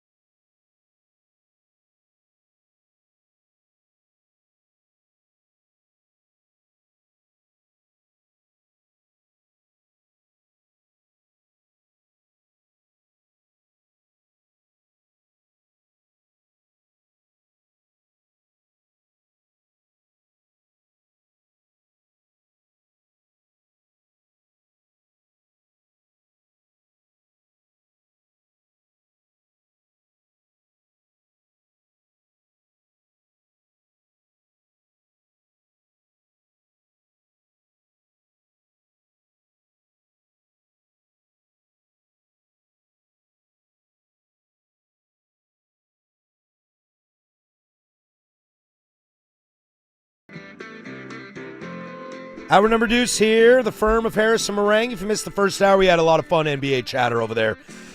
You can download that, the Odyssey app, 1051thefan.com, wherever you get your podcasts. If you missed the Sunrise guys this morning talking about their feet, catch that wherever you get your podcasts or the YouTube channel. No kink shaming here. If you can't catch Primetime Live, you can also do that on the Odyssey app or the YouTube chat. I would suggest to always catch our shows live, but if you can't, I get it. That's why we have options for you. Rewind, fast forward, except for in the future. For that would be impossible. A lot to get to this hour. World Baseball Classic is about to get underway, and we know Game 1 starter for Team USA plus Web Gems. But let's get to the NFL, Danny. There's a quarterback who retired a little prematurely, I would say. Probably had a few more years left in the tank, who is thinking about making a comeback. Guys, where do we sit in the career, before we get to what he could be, where do we sit in the career of one Derek Carr? I mean, my bias is going to come through here. That's okay. I mean, I think this is a good conversation. I don't have a bias. I want to hear a bias. Above average quarterback, incredible dude. Oh, yeah, is he a good human? Great dude. Seems like, I mean, the Carr family seems like a good family. DC's a good dude. I met him twice. Just awesome human. But he was an above average quarterback. I would agree. I would agree. What was he, the first pick in the second round? Is that when Derek Carr was drafted by the Raiders? I got to pull it up. Or is he the second pick? I always get like He him. went 90. He was 243rd. Really? It's that far? I could just be his college stats, but I don't think he. Second round, 36th. 36. There. 36. Okay, so like fourth in the draft. I always get him and Breeze confused as to when they go. Hey, man, for a second-round pick at a quarterback, like, that's a pretty good value for a guy who started in the league. Now, things got real weird for him at the end. He had 4,000-plus yard passing seasons. He had a 4,800-yard passing season, and he had 3 other seasons of almost 4,000. To Casey's point yesterday, though, I mean, he did play in the period of every dude throws for 5,000 yards. Yeah, I mean, he also had a season. I mean, he had a season where he completed 70% of his passes, 4,000 yards, 21 touchdowns, 8 interceptions. Like, he never had. I think the most he ever had was 30. He had 32. He had one season of 32 touchdowns. But he also, he was above average. He completed 65% of his passes. He averaged, 26 touchdowns and 11 interceptions. And I think the end of his time in the Raiders, they're in Oakland, right? Did they move to Vegas with him? No. Yes. Yeah, they did. No, you're right, they did. 2020. Yep. The end of his time there was not, in my opinion, his issue. Is that Josh McDaniels? That Josh McDaniels was like, dude, I hate you. And he was like, okay, then trade me? I think they also had a lot of personnel issues as well. Devontae wanted out, and the Raiders have personnel issues? Wow, we had to do that, huh? The Raiders, this just in, the Raiders have personnel issues. So he forces his way out. He goes to New Orleans, has some okay seasons, but that team is really starting to bottom out. He's a 4-time Pro Bowler, and I know Pro Bowler, Shedeur Sanders, Pro Bowl. I know. But, I mean, he finished, third in MVP voting in 2016? Is that what it was? Yeah, third in MVP voting. Like, he was an above-average quarterback. Derek Carr is 34 years old. He has made it known that he is interested in making a comeback. Now, the problem is he's still under contract with the New Orleans Saints, so they would have to trade him, cut him. I don't think they're going to cut him, especially if he's going to try to make a play back. And we'll get to the Vikings in a moment. Can this guy still play? Yeah. I would think so, and he's got to be a better choice. Look, I don't want to use this as an opportunity to just dog quarterbacks, but if you're going the Jacoby Brissett route, I might take a shot on Derek Carr. Or Phillip Rivers. My quarterback Rivers, I'm definitely taking a shot on Derek Carr. My quarterback was Aaron Rodgers this year. I wanted Carr before Aaron Rodgers signed. Yeah. The problem, I think, got stuck with what I got stuck with. I think the problem is that Derek Carr costs you something. Now, what does it cost you? Does it cost you a 4th round? Have it. Does it cost you a 2nd round? That's tough. Also, he's making good money. I don't think he's going to cost a ton. In a trade value? No, the Saints have got Shuck. Now they may just do him a solid and let him go. Mm-hmm. I could see that world happening, but it would depend on the cap ramifications that kind of come with that, whether they need to excise a pound of flesh in order to do that. I haven't seen where that lies. But, look, Raiders, like, if you're telling me that, that they trade the number 1 overall pick and they want a stopgap quarterback, bring back Derek Carr. I'd do it in a heartbeat. Yeah. In a heartbeat. Yeah. I guess it depends. Yeah, sometimes how you feel about Fernando Mendoza. Again, if you're trading out of that number 1 overall spot and you're getting a bunch of capital for it, and you're trying to surround a team with other stuff, bringing in a veteran that like knows the organization, loves, like, even though things went sideways at the end, DC still loves the Raiders. He's if you are a Raider for basically like more than 3 years, like you really play, there's a saying for the Raiders. Raider for life. Like if you and Derek Carr is 100% always welcome back in that building, celebrated, loved, beloved by the fan base. Like, you know, he played through, had a couple really good seasons for them, had a couple really successful seasons, and he stayed.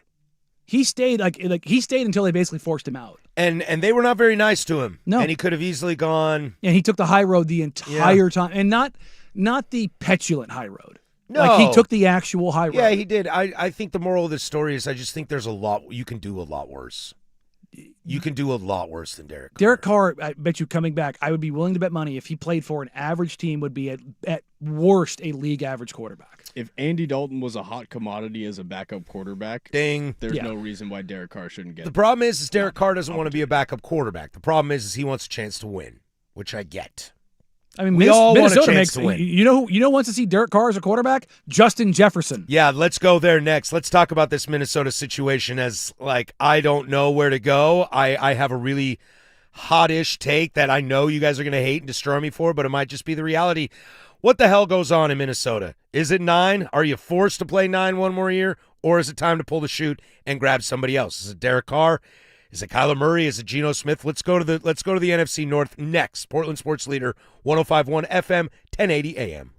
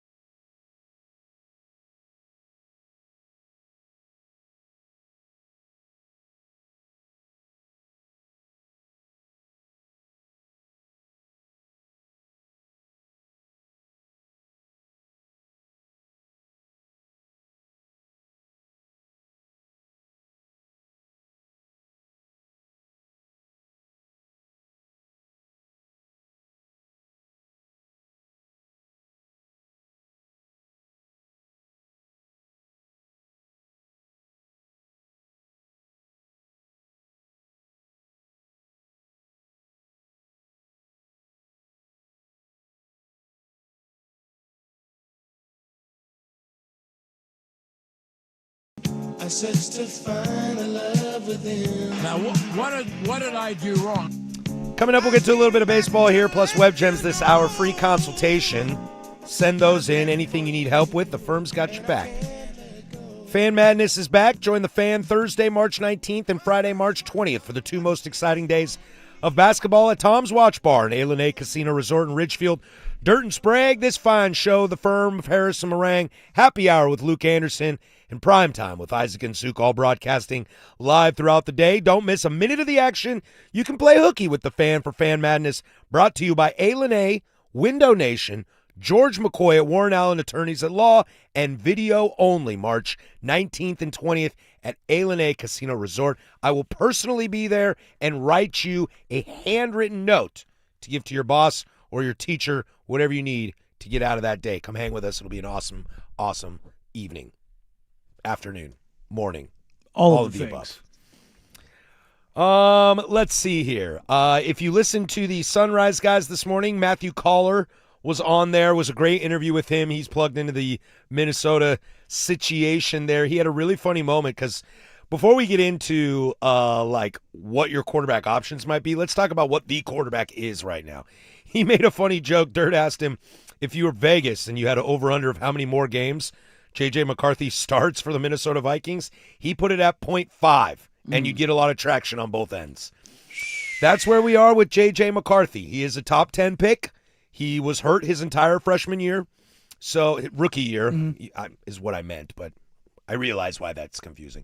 He was hurt his entire rookie year, was pretty tough in year two as the starter. He's one of those guys that shows flashes. Oh, Dude, there was a preseason. That preseason before he was out for the whole year was like, okay, all right. Well, that first game when he came back, it's like, yeah, you were ass for three quarters, but in the fourth quarter you got it done. I wouldn't say the fourth quarter you got it done. I think say in one drive you got it done. Well, he was absolute buns. I know. And made two throws. I know, but sometimes you're like, hey, maybe this guy's got a little Favre in him, a little gamer. I'd rather have the guy that makes the 11 throws and maybe struggles on two than the guy that makes the twos and doesn't make the other 11, because that's been what he has been so far. I hear you on that. My question, again, before we get to the possible replacements over there, is it too early to pull the cord? No.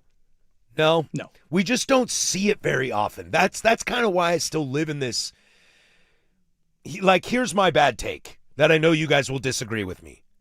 I think you have to run him out there. Why? You have to. You have to see that investment in him. And I'm saying run him out there for like 8 games. And if that's not it, it can't be, what's the guy's name that backing him up? Brosmer? Max Brosmer? Can't be that guy. You need a new backup for sure. But if Wentz is healthy, I could be down. It's so much investment in a top 10 quarterback to just bail on it, dude. Jamarcus had multiple seasons. Ryan Leaf had multiple seasons. It's a sunken cost fallacy, though.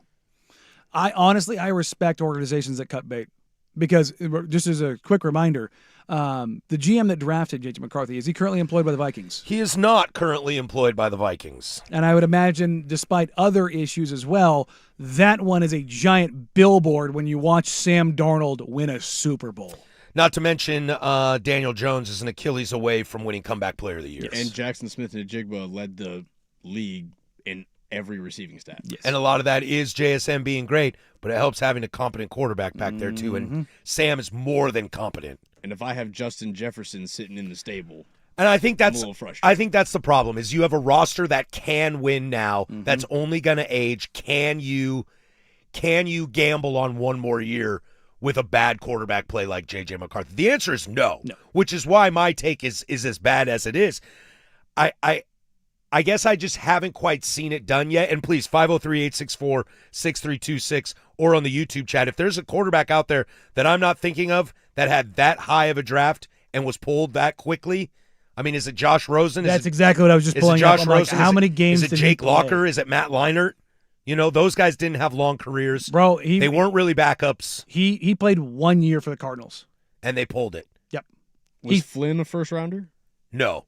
Matt Flynn, no, he's not a first rounder.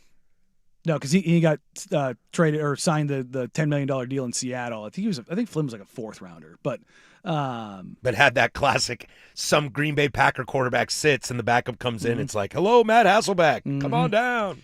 I mean, worked for them with the same team. But Rosen started 13 games. He was 3 and 10, had a 55% completion percentage, 2,300 yards, 11 touchdowns, 14 picks. And he was 11th overall?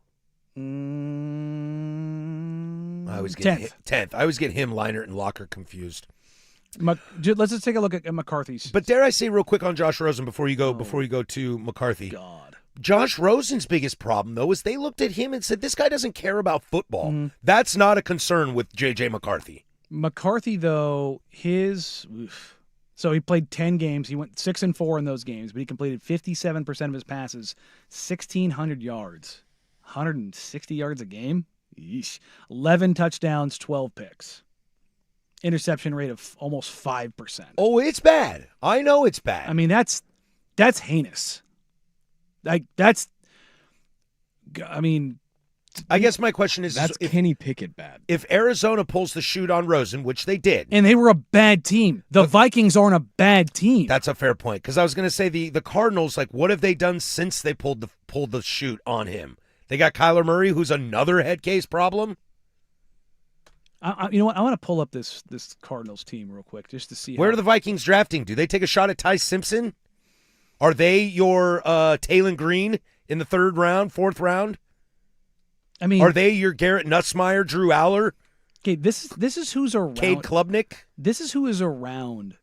They Josh do not Rosen. have a 1st-round pick. Oh, I'm sorry. They pick 18th. Okay, this is who does? Minnesota. Minnesota, 18th. This is who. And that's value for Ty.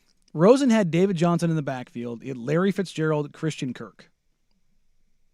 Like good players. Christian Kirk's a good player. Look at him in Houston. And CJ has his own issues. Christian Kirk single-handedly won the game for Houston against Pittsburgh. Ding. I mean, that's yeesh. What are your options? Because this might be why I'll double down on run McCarthy out there a little bit. Your options are, and we don't even know if these are true options yet, but they're talking the options are Geno. Mm-hmm. I'd take him over JJ. Kyler. I'd take him over JJ. Tua. Take him over JJ. God, I don't feel good about any of those, though. I don't feel good about any of them, but they're like McCarthy was putrid. I understand. I would take Kyler because maybe the arm will bail him out. The intangibles on Kyler are really, really nice. Would you rather take a shot at like a Taylon Green or a Garrett Nussmeier in a late round value pick? I mean, you draft him and you see. And then throw McCarthy out there for 6 games, and if it's garbage, then try somebody else? No. Straight open competition in camp. So you are betting the under of 0.5 games started for McCarthy this year. I mean, I would say it should be. It should be. Like, my whole thing with Bryce Young was I've never seen a quarterback that bad. Bryce Young's first 2 years were just horrid. Now, I would argue JJ's worse now. That's what I'm saying. Like, McCarthy is surpassed that because again, I watched Kenny Pickett for 2 years. Yeah, but continue. Yeah, I'm doing wrong. Justin Fields. Continue. Yeah. Who did he play for?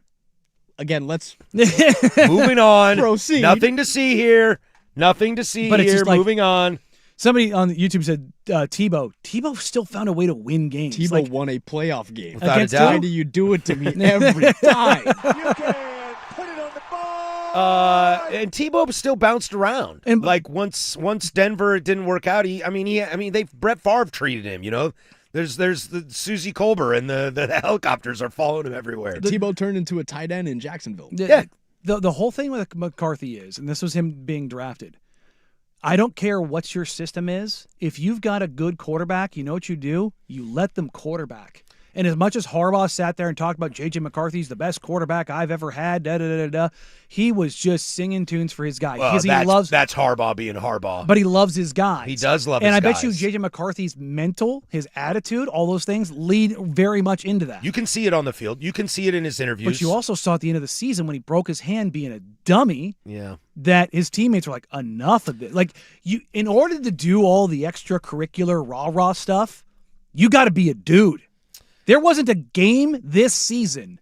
I don't care about the plays that he made at the end of the game against the Bears. There wasn't a game this season where he was a dude. He made a couple of plays, but he was never a dude. Well, and I think that's where the most damning evidence comes in, is Kevin O'Connell. Kevin O'Connell can't really say how he feels because how he feels is I think he's out. Well, on I JJ think he was. McCarthy. I think he was out in the very beginning. Yeah. Like the way he Hence why talked the about him GM's was not there anymore. yeah. I think he was like, why? Why are we doing this? Well, I always say this. I think Minnesota is just dangerously teetering into that what I call it when you're in the middle? In limbo or mediocrity? Mediocrity. Yeah.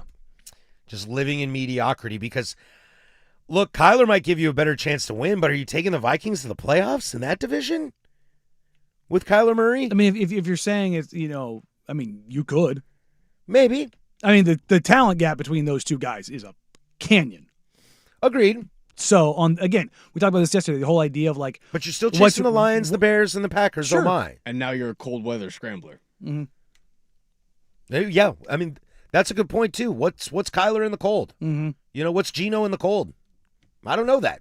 I'm sure there's some metrics out there, but I don't know that. I mean, Geno we all know Tua in the cold ain't going to do it. Work, yeah. We all know that don't work. And I know Minnesota plays inside, but nobody else does. No, you're right. Well, I guess Detroit does. Detroit does. But Chicago, Green Bay, some cold places. Some real cold places. But like the whole idea of JJ McCarthy, like, how can you be out on him? I was out on him before they drafted him. Yeah, I was too.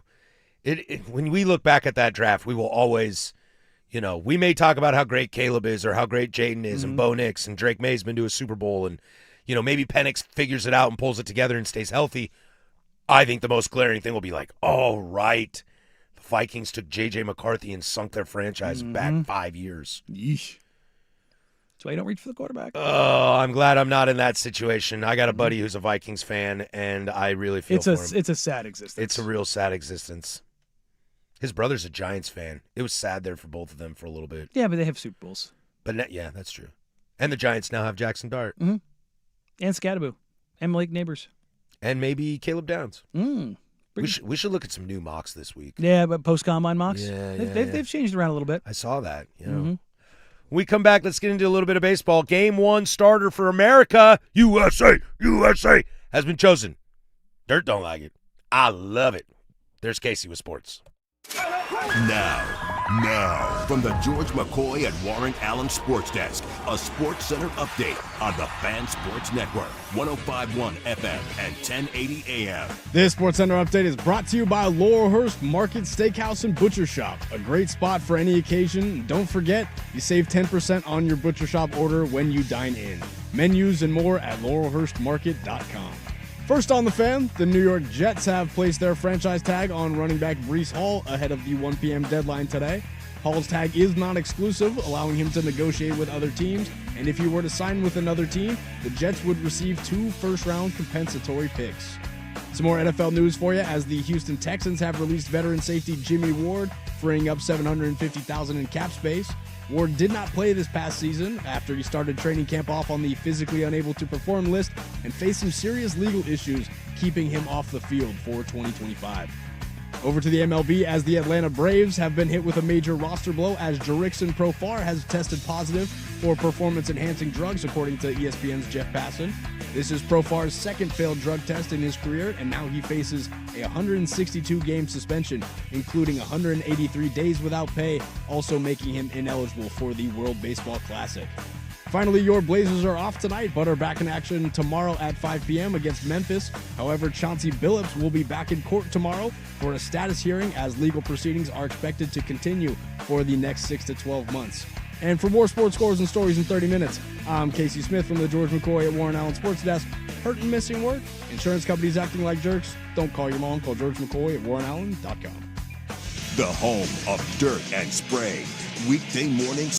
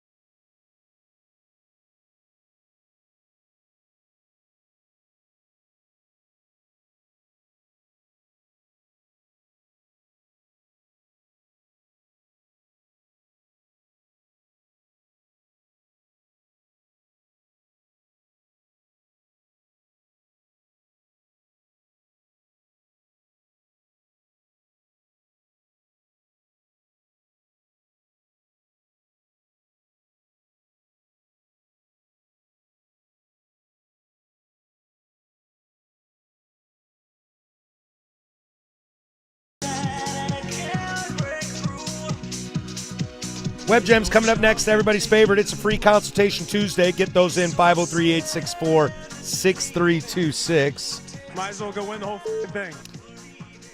The United States has announced their pitching rotation for group play. You know that gets my sports pants taut.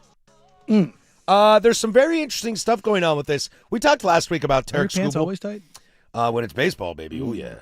Also, the brand man was just in here, so naturally things happen. It happens. Things happen. Good-looking dude. We talked last week about Tarek Skubal, how he's only going to have one start. I'd like to give Team USA a little bit of credit here. Mark DeRosa, the manager, for lining this up. Game 1 starter will be Logan Webb of the San Francisco Giants, which Danny, for some reason, hates the Giants. I don't like Bay Area teams. Why? The Giants are great, man. Dude, they're a legacy franchise. I know. I just... Great looking logo. The SF in orange is awesome. I'm not going to argue that. We also have to remember, like, my whole family outside of me is Dodgers fans. Oh, fair. So, like, I grew up just, and I'm like, I forget about that. And people are like, well, the Raiders are a Bay Area team. Not when I became a fan. Yeah, they were LA. They were the LA Raiders. Move this man! So we'll get Logan Webb in Game 1 against Brazil. Game 2 is going to be Tarek Skubal, so that'll be his start in the World Baseball Classic. They take on Great Britain. Now, I love this. Last game of group play is going to be Paul Skeens against Mexico. Mexico's feisty little squad down there. They got some Cuban defectors in Randy Rosarena and Adolis Garcia. So that should be a fun match. Look, I love this. I'm getting way into it, way over my head on it. I don't know why. America's got a lot of pressure on them to do well. I love the concept of Logan Webb potentially being the ace. Well, I mean, USA, the country that invented the sport, has a lot of pressure on them. Shocking. Which is funny because I don't even know if USA's. Well, I think USA's the best team on paper. Well, but there's always those Japanese dudes that I've never heard of that are like bomb. But also, Puerto Rico could make a case. But if they had a chance, if they let their players play, the Dominican is nice. Yeah, I was just say Puerto Rico, Dominican is real nice. There's a lot of like backstage footage coming out from behind that baseball stuff. Been very, very good to them. Very, very good to them. They just don't have starters. My dad will drop that line randomly out of nowhere. Baseball been very, very good to me. For whatever reason, that line just lives on with my dad. Yeah, any line from Pedro Serrano lives on with me.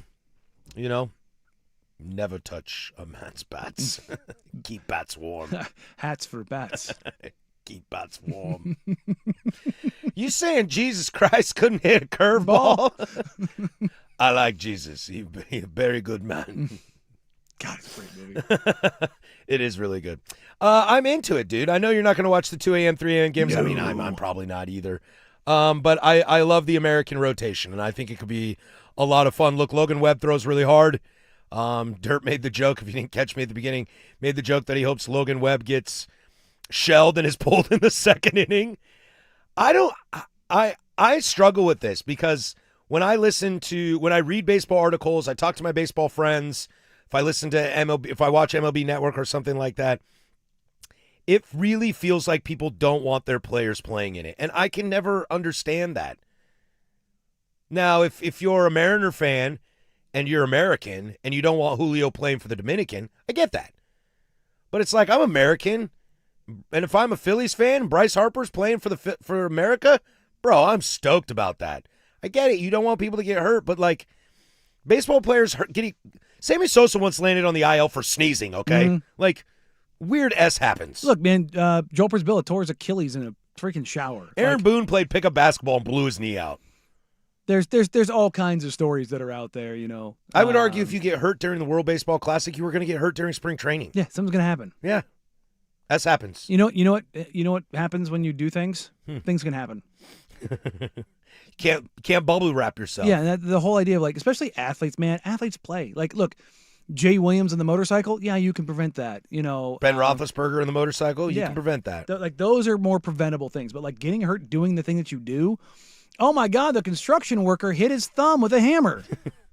Probably shouldn't have been on that job duty that day. It's like, well, he wasn't working he did it at home. Yeah. Like, yeah, dog, it happens. Like, you know, it's just that I've never really agreed with that. It's always funny though when you see like athletes, like, you know, some athletes get waivers in the things they can do. Like Myles Garrett loves to play basketball. Teams do not want their Max football Crosby players. loves to play basketball. And I'm telling you right now, And he loves to spar and fights. Dude, I saw Max Crosby kind of get lit up by a guy in Sean sparring the other Strickland. day. He Is was that who a that was? former world champion. And Max Crosby has like 5 inches on him and 100 pounds on him, and he was getting worked. Yeah. Don't if you see cauliflower ear, don't. Just don't.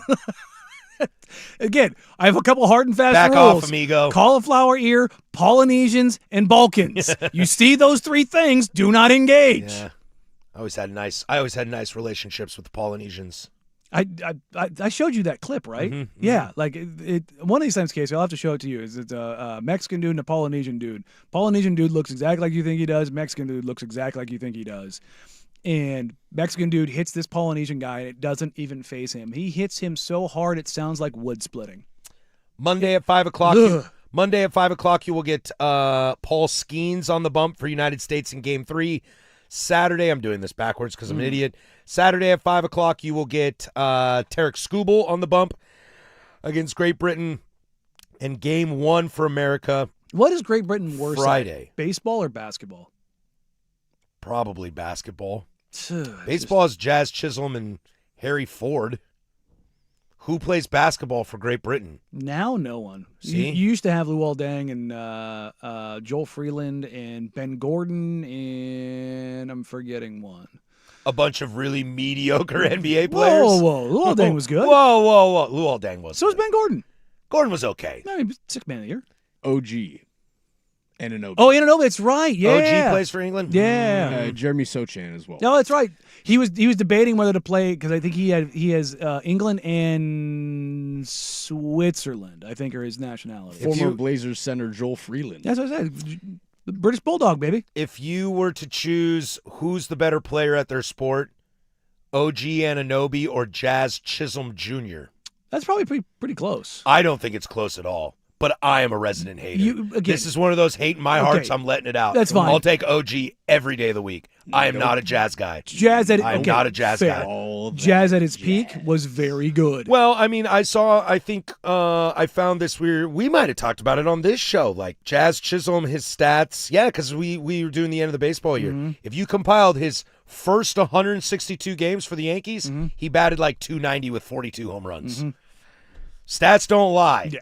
I just, between the ears, unlikable. I cannot stand Jazz Chisholm. It's not embracing the villainy. He just hit a hole-in-one on a 360-yard par 4. I mean, allegedly.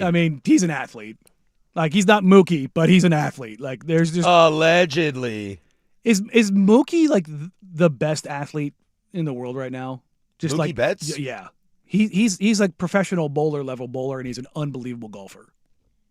Like play any position on the diamond. Yeah, that's what I mean. Like, he's just a freak in the outfield. I've seen videos of him hooping too, and it's impressive. Like, he's a freak. Like, it's so funny when you look at guys that, like, let's take Myles Garrett. Myles Garrett's not a great basketball player. He's just a freak athlete in the sense of, like, he overpowers guys and he jumps out of the gym. But, like, watching NBA players golf, anybody over 6'3", 6'4", is the funniest thing known to man. It's just like, well, Charles famously. I mean, don't get me wrong. Like, Jordan loves to golf and all those kind of things. He ain't good. No, like most of those guys aren't, like, because it's just totally different mechanics. It's just, but Mookie's one of those guys. Like, he's the perfect size to be great at everything. And you're just like, I hate you. The YouTube chat. I hate that Mookie is better than me at bowling. I mean, this comes from a bowler too. I mean, I think there's a ESPN article. I think he's got a bowling alley in his house. Yeah, I'm sure. I mean, it's like. That's kind of one of those things, like the golf simulator and a bowling alley. Those are pretty baller things to have in your house. Kind of elite flexes. You know what I mean? Like, I'd always worry that the form of bowling would screw up the form of my swing. Oh, no more than golf. Swinging and baseball swinging. That would be if I was a baseball player, I would never golf. Well, that's the thing is, they're just out of fear. Well, then there's Mike Trout. What about him? Is he a good golfer? Have you not seen the Top Golf clip?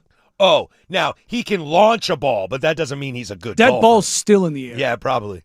I don't think I've ever seen a golf ball hit harder than that because those balls aren't like those aren't like Titleist Pro V1s. Those things are dead as could be to keep them in the nets. And that thing gone. That thing went like 390 yards. But if you watch him, he cocks back. Stratosphere. But if you watch him, he cocks back and swings like he's golfing a baseball, like he's Vladdy Senior up there. But that's the thing is, though, like those baseball players, number one, the best cross athlete golfer is hockey players.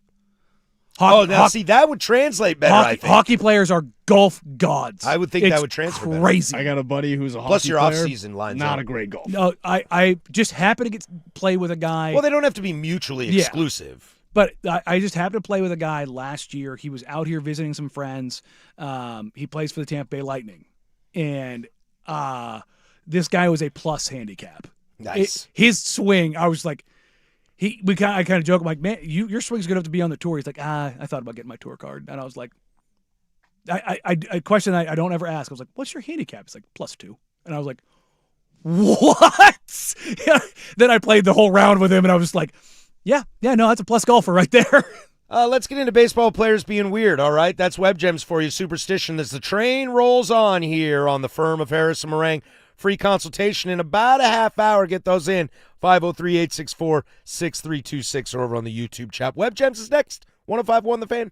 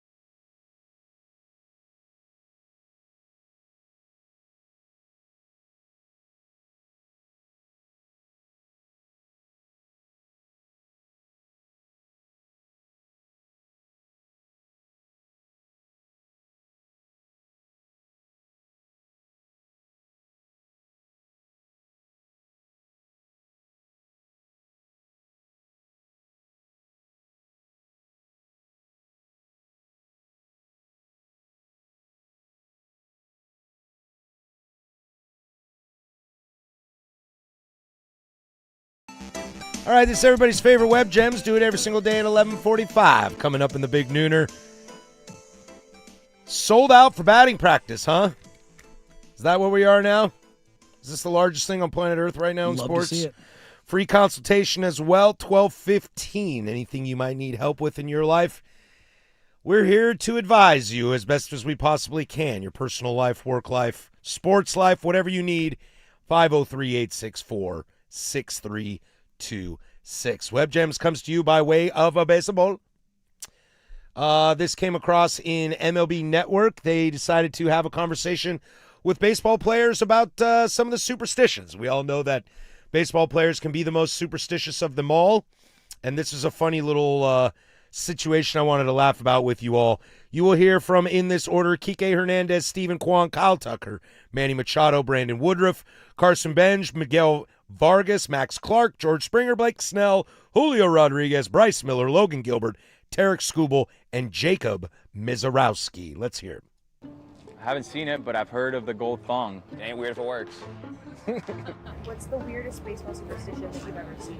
I don't know, there's a lot. Socks, belts, hats. I'm a little superstitious. I wouldn't say superstitious. One teammate wears underwear until they were like just a waistband. I got one teammate, he got nothing underwear. It's like the guys who don't wash anything after they have a good game. That's really weird and smelly. I've seen some ones that you're like, what are you doing? But it makes it play good, I guess. An undergarment, someone wore an undergarment. I don't know about superstitions, but I definitely see Logan Gilbert doing a lot of weird stuff in the clubhouse. Logan's got a few weird ones you gotta ask him. Showering in your uniform. If you have a bad game, clean everything on. Crisscross applesauce on the mound, eyes closed with the hands to the side, kind of doing the meditation stuff. There was one guy that always ate Taco Bell breakfast in the mornings, which I thought was a little odd. Taco Bell breakfast in the morning? Underwear until it's just a band? Logan Gilbert takes a shower with his jersey on? That's a little much. Do you have weird superstitions? I did. I mean, always the same game day. Always had the same socks in football. Always left foot first, right foot first. Right foot second. I wear the same pair of my lucky socks to all formal events. Okay. Weddings, funerals. I wear the same socks. I had an arm sleeve that I didn't wash. Yeah, mine was the big, thick, wideband Nike one. I just had one of those shooter sleeves that I just didn't wash it. That thing got stanky, but so did my pads. So. I think it's bad luck if the volume dial is on an odd number. In my car. That's one of my pet peeves. In my car. It's got to be an even number. It's a little OCD-ish. Like, that's the fine line. You can't quite just call all your compulsive disorders as superstition. But that, to me, I honestly feel is bad luck if I don't have it on the evens. I used to be like super superstitious, and I used to be like left sock, left shoe, right sock, right shoe. Dude, that is some unbelievable stuff, man. Dude, you cannot put a shoe on before both of your socks are on. I firmly believe that is some weird serial killer stuff. Again, I have since remedied this. Like, what happens if you all of a sudden realize you're about to have explosive D and you need to get to the bathroom? You're gonna go with one shoe on? I'm just gonna kick no the shoe sock? off in one socket. Fair. Yeah, no, that's a weird one. Yeah, no, I can't do that one. But I never got. No, I mean, in the military I did, but those things I can't say there. But we had certain rituals for sure. We had our pre-mission music and our post-mission music. Yeah, like those things were all true. But again, are we OCD? Are we routine? Or are we this is routine. I mean, there's the old adage. I mean, the MREs come with charms. They're kind of like lifesavers, kind of a deal. You never eat the charms. My number one superstition on the text line here: if things are going really good, shut the F up. As soon as you talk about it, it's going to start going downhill. That's the truth. Stopping the gas pump on a 0. Ooh, nothing drives me more. My whole day is ruined if it's 0-1. If I don't get it on the 0, normally I just fill up. But today, gas was a little expensive at the gas station by my house, so I was like, maybe. You paying cash for gas? No. Maybe I can get to Costco. Maybe put $20 in. And I'll get to Costco this weekend and get cheaper gas. And I went to stop it on the 20, and I got it. But every once in a while, it's like $20.01. Do you not fill up every time? No, I didn't want to at this place because gas was a little pricey there. So I was like hoping I can get a cheaper deal at Costco. I can't remember the last time I looked at like where the number was ending. Did it click? We're good. Oh yeah. I mean, like I said, normally I just fill up, but and filling the tank is filling the tank. But if you're putting a certain amount in, you want to hit. That's what I'm saying. I can't remember the last time I put a certain amount in, which is kind of a weird shift because back in the day, $20 on 2, like, and then kind of a deal. And the worst was like when you overestimated and you had to go back in and get your change. Oh yeah. It's like, God dang it! Like that was the thing. Is like back then we didn't keep our tanks full. Like when gas was 99 cents a gallon. Oh, Casey, that's what you missed. When I was 16, gas was 99 cents a gallon, man. Dad was like, here's $10, fill up your tank. I was like, here's $5, and I got 5 on it. That's how we rolled. Mm-hmm. Simple things. Yeah, you have to drive tomorrow, bud, because I paid for today. Mm-hmm. Yeah, oh yeah. It's the simple things. When I'm crossing the 205 bridge going south, I have to look at the Oregon City elevator twice before I hit the halfway point. Not sure why. I haven't found a justification, though. That's fair. That's fair. Anybody still hold their breath in the tunnel? My kids do. Yeah, that's a kid My thing. kids do. I think about and it I every tell them, time that I'm driving, but then I realize I'm like, dude, I'm driving. I can't do this. They always tell me, but you have to plug your nose too, otherwise you're cheating. I was like, I can't plug my nose when I'm driving. I promise I won't breathe out my nose. Also, the Patrick definitely breathes out his nose. The massive shortage of the slug bugs on the road. You can't really play slug bug anymore. No, there aren't many of them. No, or the bus. Dying breed. I know, it's no fun. All right, coming up next. I gotta say though, Golden Thong. Classy. And when someone says there's a player on my team, and then it goes beep, that's the player's name because they're wearing ladies' underwear. Well, you don't have to. The garment, the undergarment. But does that not imply that it's women's? I mean, it doesn't have to. I'm not king shaming, but does that not apply? That I'm just saying it's why bleep the player's name out then? Oh, for sure. But look, because Julio was like Logan Gilbert's weird, and Bryce Miller was like, you got to ask Gilbert, he's weird. Look, I may or may not have embarked on that path at some point in time. You can get the man version. Did you just admit that you've worn ladies' underpants? No, not the ladies' version. You can get the man thong. It's out there. All right. Call it European cut. What was it? Jason Giambi wore a golden thong? Yeah. All right. Brain officially scarred. We come back to Big Nooner. Sold out for batting practice and free consultation. A lot to get to here. Stick with us. In the final hour, that's Danny. I'm Patrick. 105.1 The Fan.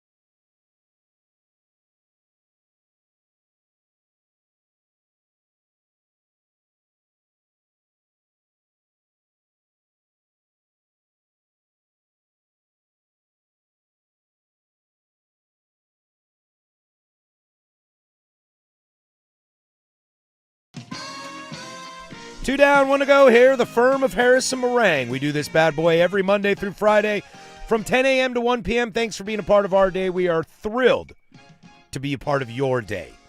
Free consultation is next. Get those in, filling up as we go. Maybe a little double seggy. That's up to you guys. After us, we'll toss it over to Duck Insider from 1 to 2. Then we'll give it to the Fan Happy Hour from 2 to 3 with Luke Anderson. And then it's prime time from 3 to 7. Hold up. It's Tuesday. We'll give you a bonus hour. 7 to 8, yours truly, Patrick Harris. Jake Zivin on Timbers Fan from 7 to 8. We'll recap the Colorado game, if you want to call that a game.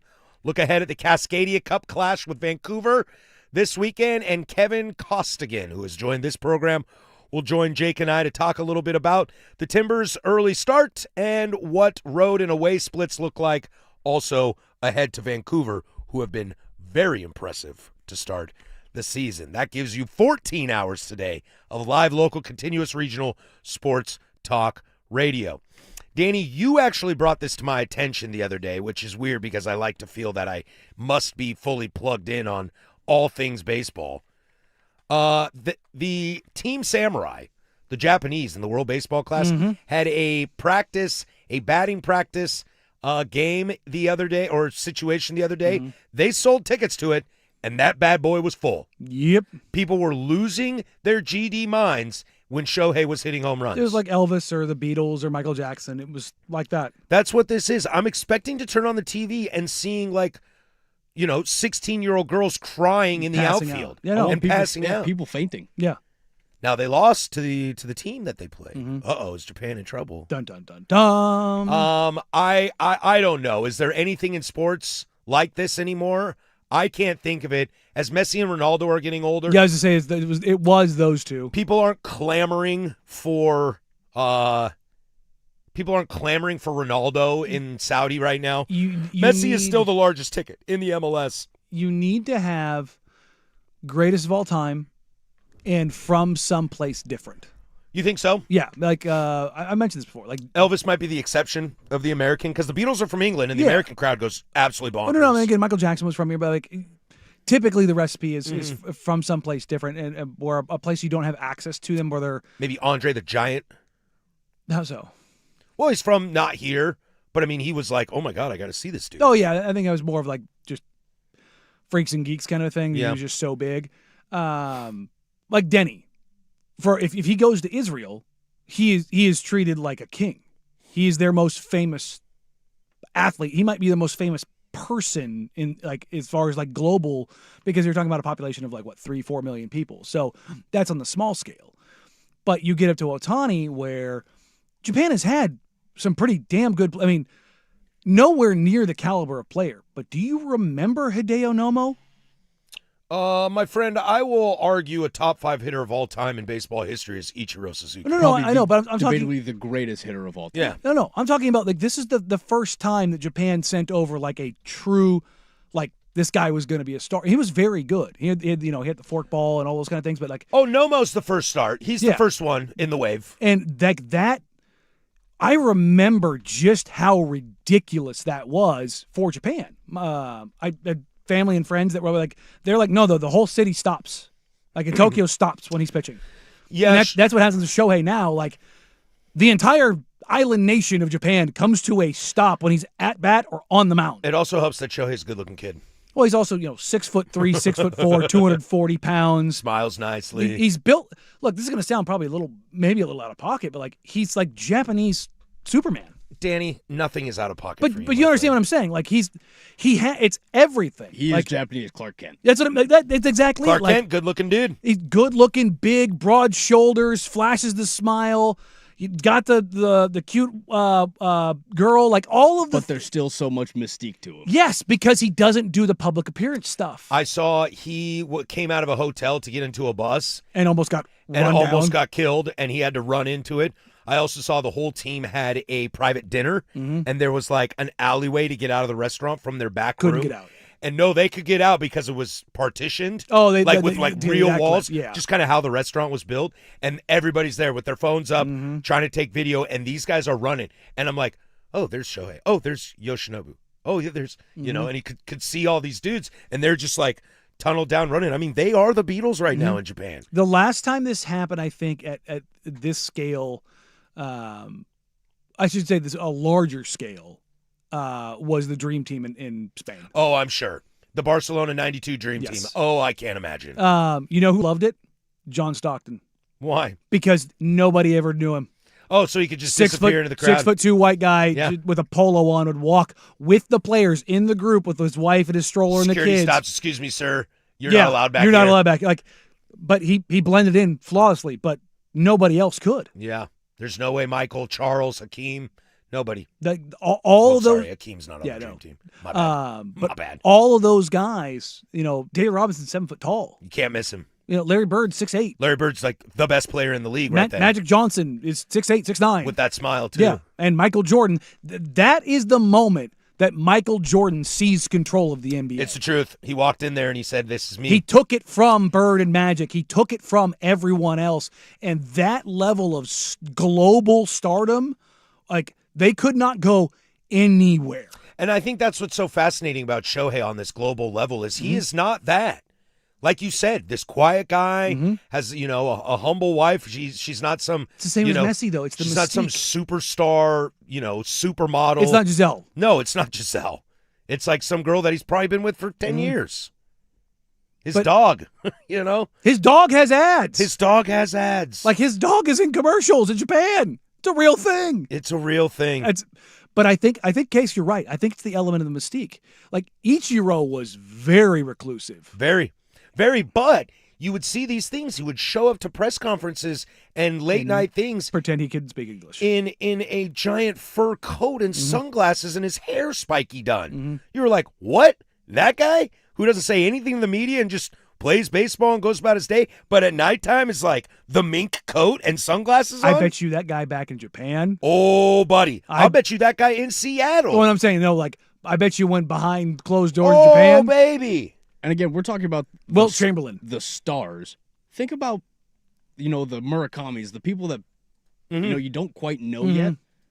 That's why Hideki Matsui had, you know, Godzilla. He's a little bit of a freak too. Yeah, I'm sure because he had the ability to kind of just go by the wayside. I think a lot of this is too that I'm just jealous that, you know, I look at our American team for World Baseball Classic just in comparison to Team Samurai or really any team of any sport.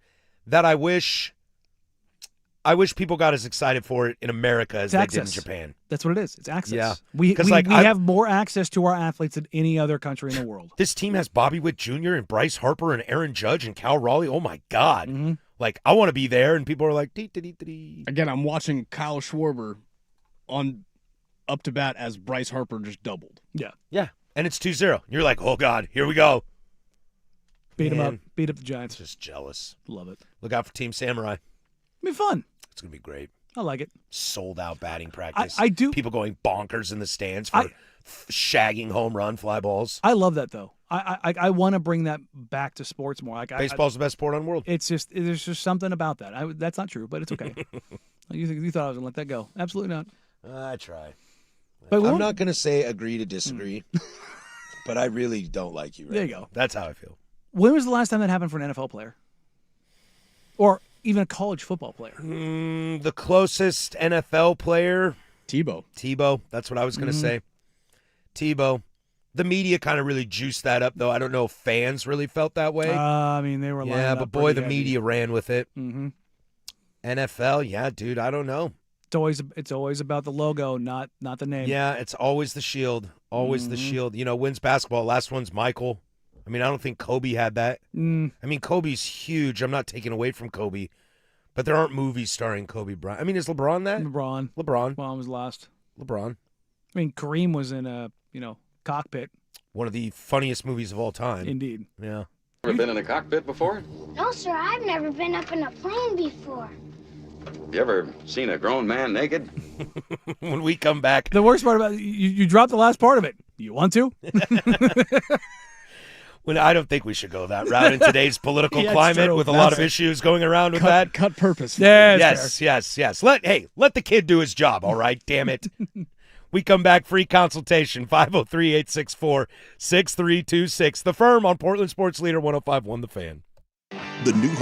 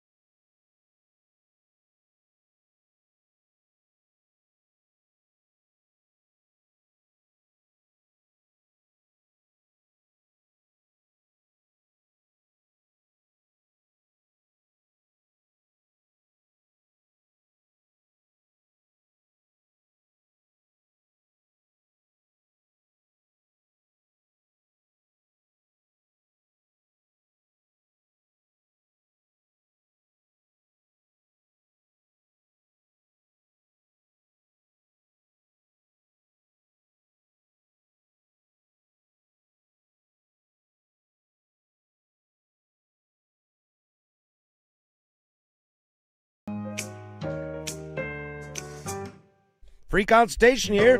Must be a Tuesday. It's always a Tuesday around here. 503-864-6326. Get those in. We have a happy birthday to wish. One of our good friends of this program, the unofficial mod of the YouTube chat. It's Rufio's birthday, guys. It's Rufio's birthday. Happy birthday, amigo. We love you. Do something cool. He's got a free consultation. We'll get to that first. It's his birthday, and he was offered a golf day or the house to myself all day. Which should I pick? You know where to go. This is an easy one for me. It's the house to myself all day. Sticks. Follow? Hear me out. I would like the house to myself all day. Nobody calls me. Location turned off. And you are not allowed to step foot in this house from 8 a.m. to 8 p.m. Now, I might have a 9 o'clock tea time, but that's not for you to know. That's for me to know. And then when I'm done at 1 o'clock and I have some cold ones with the buddies at the bar, come home, take a little nap, wake up, 5 o'clock, 3 more hours to myself. Bro, I'm a cake and eat it too guy when it comes to personal alone time. I'm there. I'm with you. Yeah, you know what I mean? Who says you can't golf with your own free time? Fair. Are they going to lock the doors? You're locked in your house all day? No, see, you have to decide one or the other. Can't go out. You got to stay home. Can't go out. You got to. Oh, then I'm going out. There you go. I can't sit in the house all day. You could. I struggle with it. You could. Well, I mean, I can. I know I can, but I struggle. Dude, go ask preschool, man. On Sunday, she's like, get the hell out of my house. Be gone for 3 hours and come back. No, I just get antsy. I don't think it's claustrophobia, but like it feels like it. I'm a peacock. Like you gotta let me fly. I gotta fly, dude. And even if it's just a fly around the block, like I gotta fly around the block. Look, I'm 100% in the vein of like sticks. Yeah, golf. Go. How was golf yesterday? I wanted to play a little bit better than I did, but I didn't fall apart on any single hole. That's good. Didn't play great. I was worried you were going to fall apart. No. Glendoveer East is notorious for their trees, and I had a couple shots that rolled just off the fairway. Were you a tree hugger yesterday? Yeah, I had 3 shots knocked down, and they were probably my best 3 shots of the day. It was I was playing with Simons, and I had a 4 hybrid that I just absolutely melted it. And I was like, oh, baby. And it was one branch, just knocked it straight down. I went, and it's over. How's Joe's game? Joe's good. Joe's like a... Joe strikes me as one of those sons of... he's been... Just can get it, anything. No, he's been Joe, you golfing. want to play some pickleball today? And he's like, yep. Smokes me. You want to play golf? Yep, smokes me. But does it with this, like, that cute smile he's got, and just kind of like, hey, man, good game. Sorry that I was better than you. And you're like, I'm going to whoop you, dude. Yeah. I swear to God, I'm going to punch you in the face. Joe's like a 6 handicap. We've got another buddy who used to be one of our producers at NBC, Derek. He's a scratch golfer, and I played with him 3 or 4 times. I hate playing with him. It's just like watching him get frustrated while he's like 2 under on the round. I'm just like, I hate you so much. His frustration makes you more frustrated. Yes, I'm like, no, shut up. I'm sorry. Oh, you didn't fade it just right around the dog leg. My bad. Yeah, you're only looking at a 10-foot putt as opposed to a 5-foot putt. Yeah, it's like, oh, it's terrible. It's like, I didn't get the leave I wanted. I'm just like, I hate you so much. Did you eat at Von Ebert? No, I had a boogie home. Normally, no, we played 9 and missed out, man. Yeah, I know, but I get the wings there. Gotta get the wings. I did go home and make some Korean ground beef. Found a little recipe for the Instant Pot. It's a certified banger. All right. So we're living in that world. On that note, this free consultation, should I have cheeseburgers, steak, teriyaki chicken, or nachos for dinner tonight? Look, I'm a little bit in this position too. I'm solo dolo tonight. The wife is having dinner with her father, so I am on my own. This is a 5-toe situation. I was told that I have to eat dinner tonight. She knows I'm going to go out drinking. She knows it. Come on, dude. On a Tuesday, let's roll, baby. Fully slept. What are we doing here? Had plenty of water in me. Continue to go. I'm on a high. What do you mean? Daddy needs a reward. I got to go celebrate Rufio's birthday. Now I might be by myself, but I got to celebrate. See, the food there. Are you about to 5-toes this? Oh, yeah. Yes. All of it. Oh, God. That's such a terrible answer. I'm not the biggest teriyaki chicken guy. I don't really love teriyaki. It's too much soy sauce for me. Well, why are you using soy sauce? Well, but I mean, it's like in its base. Like teriyaki has some of that in it. Yeah, I know, but still, it's teriyaki sauce. It's just too much for me. Oh. I'm never going to say no to nachos or steak. Cheeseburgers, I got to be in the mood for, man. I'm not the biggest cheeseburger guy. I've never had somebody hand me a burger and been disappointed about it. Well, I also agree, but that doesn't mean I'm going to go to a restaurant and order it. I have a rule. I think cheeseburgers are nice, but sometimes it's a lot of food for me. They're really big sometimes. I love a good smash. Look, I will smash. I have a burger rule. If I go to a restaurant, no matter how nice it is, and I find out that their ground beef is locally sourced, I'm gonna go. I'm gonna get the burger. Yeah, because like locally sourced ground beef, like it's that cow was alive this morning. I'm like, oh man, that's especially like a locally sourced, all organic. Yeah, buddy, that's a good burger. It's sandwich week right now. Oh, is it sandwich week? Sandwich week. I heard Rop and Souk talking about it yesterday on In the News. Caught that on my way home. They were talking about it, and which made me think I've been a part of this restaurant scene in this town for a long time. And I've done Burger Week. I've never done Sandwich Week. Sandwich Week is great. The problem is, and this is the consultation question that I bring to you, since we are the resident food people here. A lot of times I see Sandwich Week sandwiches from places that make okay sandwiches. Should I get the cheap sandwich, or should I just stick to my guns? A lot of the great sandwich joints don't participate in Sandwich Week because they don't need to. A lot of times that Sandwich Week is like trying to get people in. So should I use this opportunity to have potentially a mediocre sandwich at a place I don't go to, or should I just hit my places that I like to go to? No, you hit your places. Just skip it? I mean, that's where they're meant to be, it's where you glorify your champions right there. Look, I'll shout out one of our sponsors here. Big's Chicken has got a. I've never had Big's Chicken. They've got a chicken dip, smoked and grilled chicken, peppers and onions, roasted garlic mayo, cherry peppers and Swiss on a hoagie roll served with garlic butter and herb chicken au jus. Well, I kind of like the hoagie. That's a big sandwich. It's kind of a girthy sandwich. It's a. That's their Sandwich Week sandwich. It's a chicken Philly cheesesteak meets a French dip. It says a bomb of flavor, smoky, creamy, and a little spice. Sorry, hold on. Oh, okay, just had to get that through the artery real quick. Yeah. Real quick. I was a little concerned about that. Getting through the old artery there. I kind of froze for a moment because. Is it fried or grilled? Looks to be grilled, but I can't really tell from the. Yeah, dang.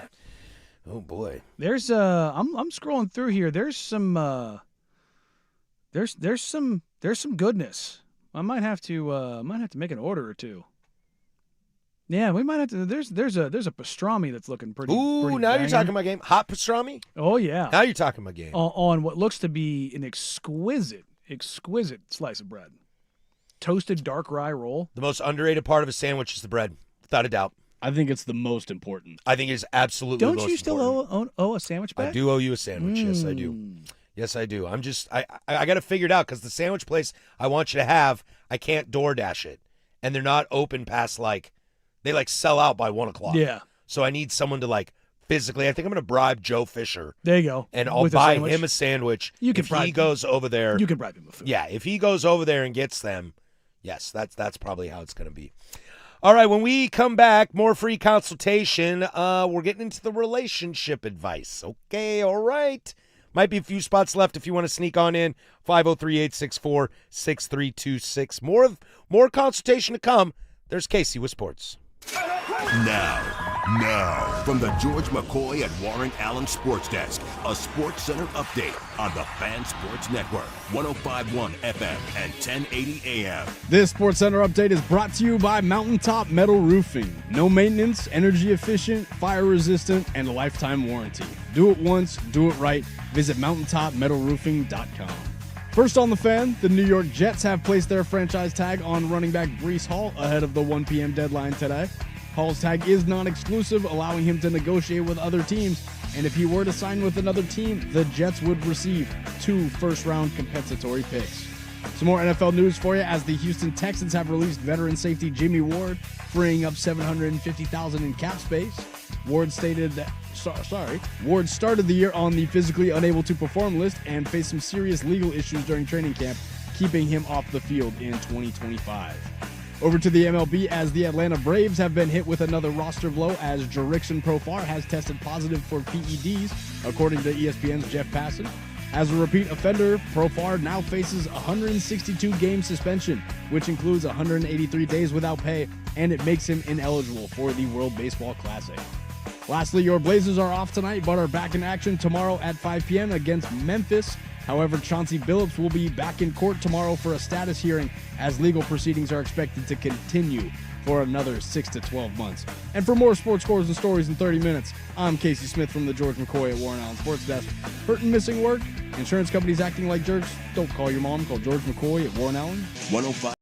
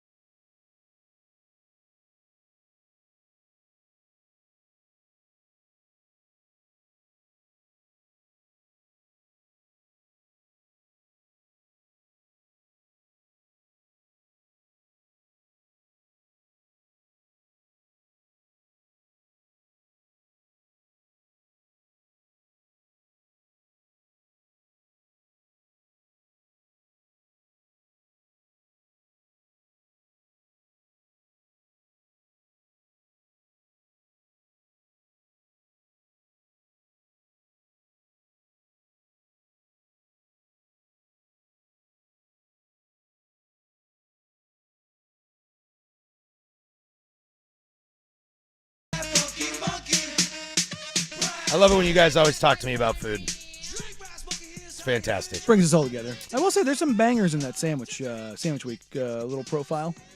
Yeah, there is. Hot pastrami will always get me going. I love a good Reuben.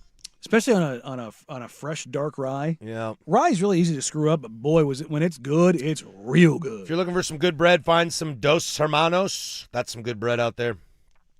Some very good bread out there. Free consultation. All right, where did these go? Free consultation. We are in the relationship part of our segment here, friends. Come together, all right? Come close. Let's have remember, no shaming here. We do not shame. A teammate, at least not publicly. Not publicly, no. Behind your back. Oh, fair game. Unless it's gross. Yeah, without a doubt. When I go to commercial break, I'm trashing everybody. Free consultation. A teammate on a club sport team, not buddies, more acquaintances, recently divorced 1 year. Is it okay to ask out his hot ex? He had a wandering eye and cheated as far as I know. They have no kids. Is it okay for the man to ask the hottie out? I mean, it's not your brother. It's not your friend either. But if your connection not your buddy, to her dude, is through him, and that's tough. that's what gets tough because, like, if you guys keep playing and does she want to come support you? And you snooze, you lose. Well, that's kind of awkward there, is it not? I mean, sure, but I think the key word here is acquaintance. See, I think so too. I think that's fair game. I think so too. You're saying like, yo, this dude ain't my friend. Yeah. Why not? Shoot your shot, amigo. Look, this is what I always say about this kind of stuff. The worst possible thing you could do is get told no. Get told no. Okay. Shot your shot. And if she says, you know what, I don't know, it's weird. You play with Jimmy on his basketball team. I don't like it. Okay. And that's it? That's it. That's all she wrote. I say why not? Look, it's been a year. But asking, is that drama worth the drama? How hot is she? Is this a sliding scale? The hotter, the more drama? Look, this is like the wide receiver. I mean, look, we have the hot crazy scale. It exists.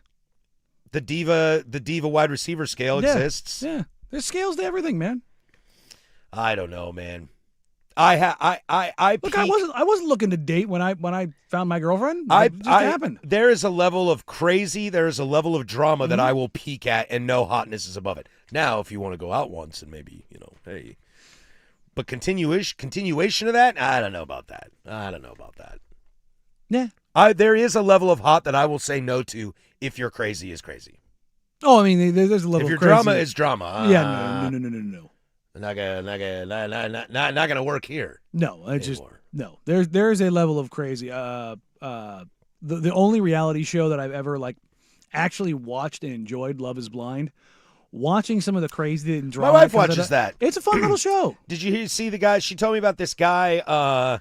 They can't see each other. First of all, when my wife explained to me this show, I was like, oh, they're blind? Awesome. And she was like, then the guy saw her. I was like, wait a sec. I thought you said they couldn't see. She was like, no, they can't see each other. I was like, yeah, because they're blind. She goes, oh, Patrick, they are not blind. They're in separate rooms. I was like, oh, that's not fair. This guy finally meets this bombshell woman who's a doctor and has a great social life and smoke show. And he goes, I don't know. I'm used to dating women that do Pilates every day, and I just don't know if I can be attracted to your body type because she had some curves. So now Pilates have joined together, Pilates studios all over have gathered together to shame this man and say, this man, do not date this man. Oh, no. On the doors of all their studios. Oh. I mean, and she showed the dude. He's an okay looking guy. The girl, oh yeah, I'm in. Yeah, dude's not terrible looking, but bro, you ain't saying no to that. Yeah, that's. And if you got the Pilates crowd going against you, bud, you in trouble. That's a lot of them. You in trouble, amigo. Because next is the run club. Next is the Peloton club. Spinning club, yeah. The spinning class. Bro, you're done. Then all of a sudden it pops up at women's intramural soccer or things like that. Then you're at church. You're in a PTA meeting. All of a sudden, yeah, you're moving to, Spain. Yeah. Yeah. And guess what? And they're going to be out of your league in Spain. Yep. Massively. It's hard out here. Free consultation. If I pass on a lucrative opportunity because my partner disagrees with it, and it's yielding huge financial rewards, am I able to rub it into her face for the remainder of her life? Whoa, okay. All right. Let's back this Look, up a little bit. this is clearly an OnlyFans thing. This is like feet pics. Really? I mean, that's the first thing I would do. Like, doesn't want you to do it. There's weird financial gains. Like, I guess that's a fair question. That's what I was going to ask. If you're taking a job as like a C-suite executive at a Fortune 500 company, yeah, rub her face in it. But if she's not wanting you to put your feet on Maine, like, yeah, dog, maybe don't. It's the phrase yielding huge financial rewards that I can't get by. Mm-hmm. Is there a number? There has to be a ton of research combined with this when you're throwing out words like yielding. Yeah. Mm-hmm. You would think. Or he's like, no, babe, Bitcoin. It's still going. It's still going up. I'm out on that. I need to put all of our money that we have. We need to liquidate everything we have. If you're saying that, no, absolutely not. Don't go diamond hands on me. I'm out on that as well. I don't know, but if it's just a normal job opportunity, now I'm in a situation where I can't move away because of like my kids and stuff. But is there a number on that? Yes. I think so. Yeah. I mean, the further away, the higher the number has to be. Oh, for sure. You know, people ask me, like, would you ever go back to L.A.? And I'm like, yeah, if you paid me $4 million a year. Yeah. Because that's what it would cost me to live, just live the life that I live now. Yeah, I'd live in a shanty for like a year and just stack cash. I mean, the whole Mississippi State thing. Like, would you go down, if they tripled your salary, would you move and cover Mississippi State at Starkville? I'm like, I could live in Oxford. I also think you underestimate my salary. I could live really well in Mississippi. Let me tell you, I've looked at the cost of living down there, buddy. Yeah, we did go through that, and we looked, and it's not too bad. Or I would own 25 acres in a 5,000 square foot house with a pool in my house. I'd be living like a king down there. It's we've got an update on this. It is not OnlyFans. Yes, it's an executive type position, and a business is $1 billion industry. Bro, I don't know how you're saying no to that. I got to know why the answer is no. Why is she against this? Here's my caveat. Do you have to live in Scranton, Pennsylvania? Scranton, fine. Somalia? Nope. Well, yeah. You moving to Iran? I don't. No. Like, no, nobody's moving to Iran right now. It's more fun when you say Iran. No, because makes everybody. It's pronounced Iran. I'm well aware of that. Yeah, it's not United States. No, and yet. What? Estados Unidos? No, I'm just saying. I don't want to get into that. Oakley dokley, let's get the hell out of here, huh? That's free consultation. We do it every single Tuesday at 12:15. Thank you for your part. We'll catch you next week on that. When we come back, closing arguments to send you on your way. It's time for Easy Play, brought to you by Home Z, making home improvement easy.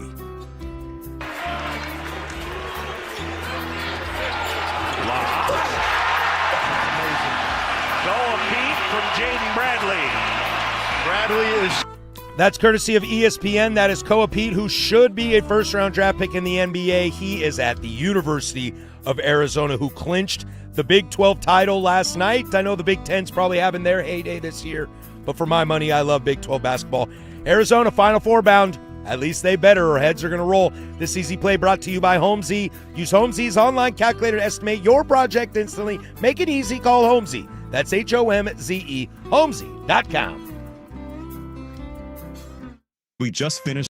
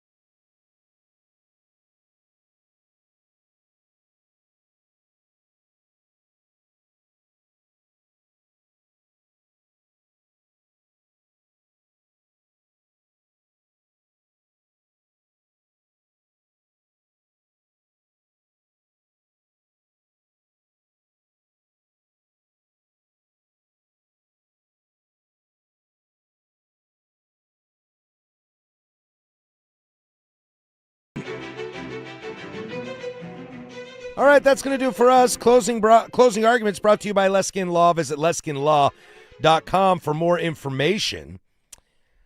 Coming up on the program tomorrow, Blazers will get back in action, so we'll touch a little bit on that. Some travel plans for March Madness going all up in flames a little bit.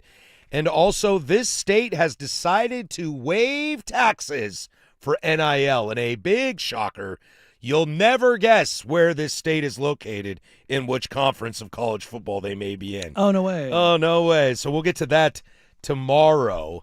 Let's see, some cleanup duties. Shout out to the Portland State Vikings for they won their game last night and win the Big Sky Conference. Or they win the Big Sky Conference and give themselves the number one seed in the tournament. Do you know that the Big Sky Tournament is in Boise? Okay. It is called Starch Madness. Ooh, I like that. How amazing is that? Dataland. Starch Madness. My buddy had sent that to me, and I was blown away by it. Although I did also find out the new Portland State basketball arena is super legit. It's like made to replicate a Viking ship, which the Portland State Vikings. That's rad, man. I want to go see a game there now. Lean into your brand. Yeah, I want to go see a game there now. Like, I've been to the Chiles Center multiple times, but I never thought to go catch a PSU basketball game. I mean, Chiles Center, especially for the remix now, the floor they put down for that is an awesome logo. But Chiles is more about the being on the bluff. Here's the situation. It's the look. It's the view up there. Like, you go across the bridge and you're like, oh, that's pretty dope. Also, if you want to pre-funk in St. John's before you go to a Pilots game, you can do that. Shout out my buddy at Lombard House up on Lombard. That's a great beer bar you can check out. I love that neighborhood. I don't day drink. I don't, but if there's a Pilots basketball game, it's probably like 7 o'clock. Might be an earlier tip every now and then. How did that have anything to do with me day drinking? I'm just saying. I don't think it did. We should just keep the board behind you. We should have the running list of places that you day drink. I don't day drink. I said I don't. I said I don't really drink before noon. Okay. Now that I work with you, I don't drink before noon. Even on my days off, I don't really like to, because it's like once you start, man, you're either taking a nap and being grumpy for the rest of the day, or you got to keep rolling. And boy, I don't know which idea is worse. There's also a door number 3. What's door number 3? You can just not. Yeah, sometimes I don't. Sometimes I don't. I didn't yesterday. What do you want from me? Simple things. I don't always freebase cocaine. Okay, in the truck sometimes I do. Well, not when I'm driving. Not when I'm driving. Only in the passenger seat. I'll have a toot. I'll have a toot. It's a deep cut. I'll have a toot. Let's see here. Is there anything else we're missing? A lot of Premier League going on right now. USA Baseball up 2-1 over the San Francisco Giants in a little exposition warm-up game. Exposition. I'm an idiot. Yeah, Skeens is out there already. Skeens is out there. Transition tag put on Daniel Jones by the Indianapolis Colts. He will make $37.8 million next year. And the Bengals could have traded away Trey Hendrickson and got something for him. Instead, they didn't trade him away, and then they didn't tag him. So now he's an unrestricted free agent. Boy, the Bengals are lucky that Shohei is as good as he is. Otherwise, this would be worse than the Angels letting Shohei walk for nothing. This is just so dumb. As you heard in Casey's updates, the Jets put the franchise tag on Breece Hall. I bet you they figure out a deal with him. I mean, you hope. If not. Yeah, I don't like who's got the better chance to sign first, Breece Hall or George Pickens? I'd probably say Hall. Yeah. Yeah. I think Pickens, we talked about it yesterday, Pickens might want too much money. Although Dallas has got it available, and you know that. Yeah, they're like clearing your cap for George Pickens. Oh, God, that's true. Is he worth $35 million? No. No, absolutely not. It's more than you're paying CD. And he's not worth that. You're so anti-CD Lamb. I'm not anti. Yeah, you are. You hate him. Fine. You told me in the break.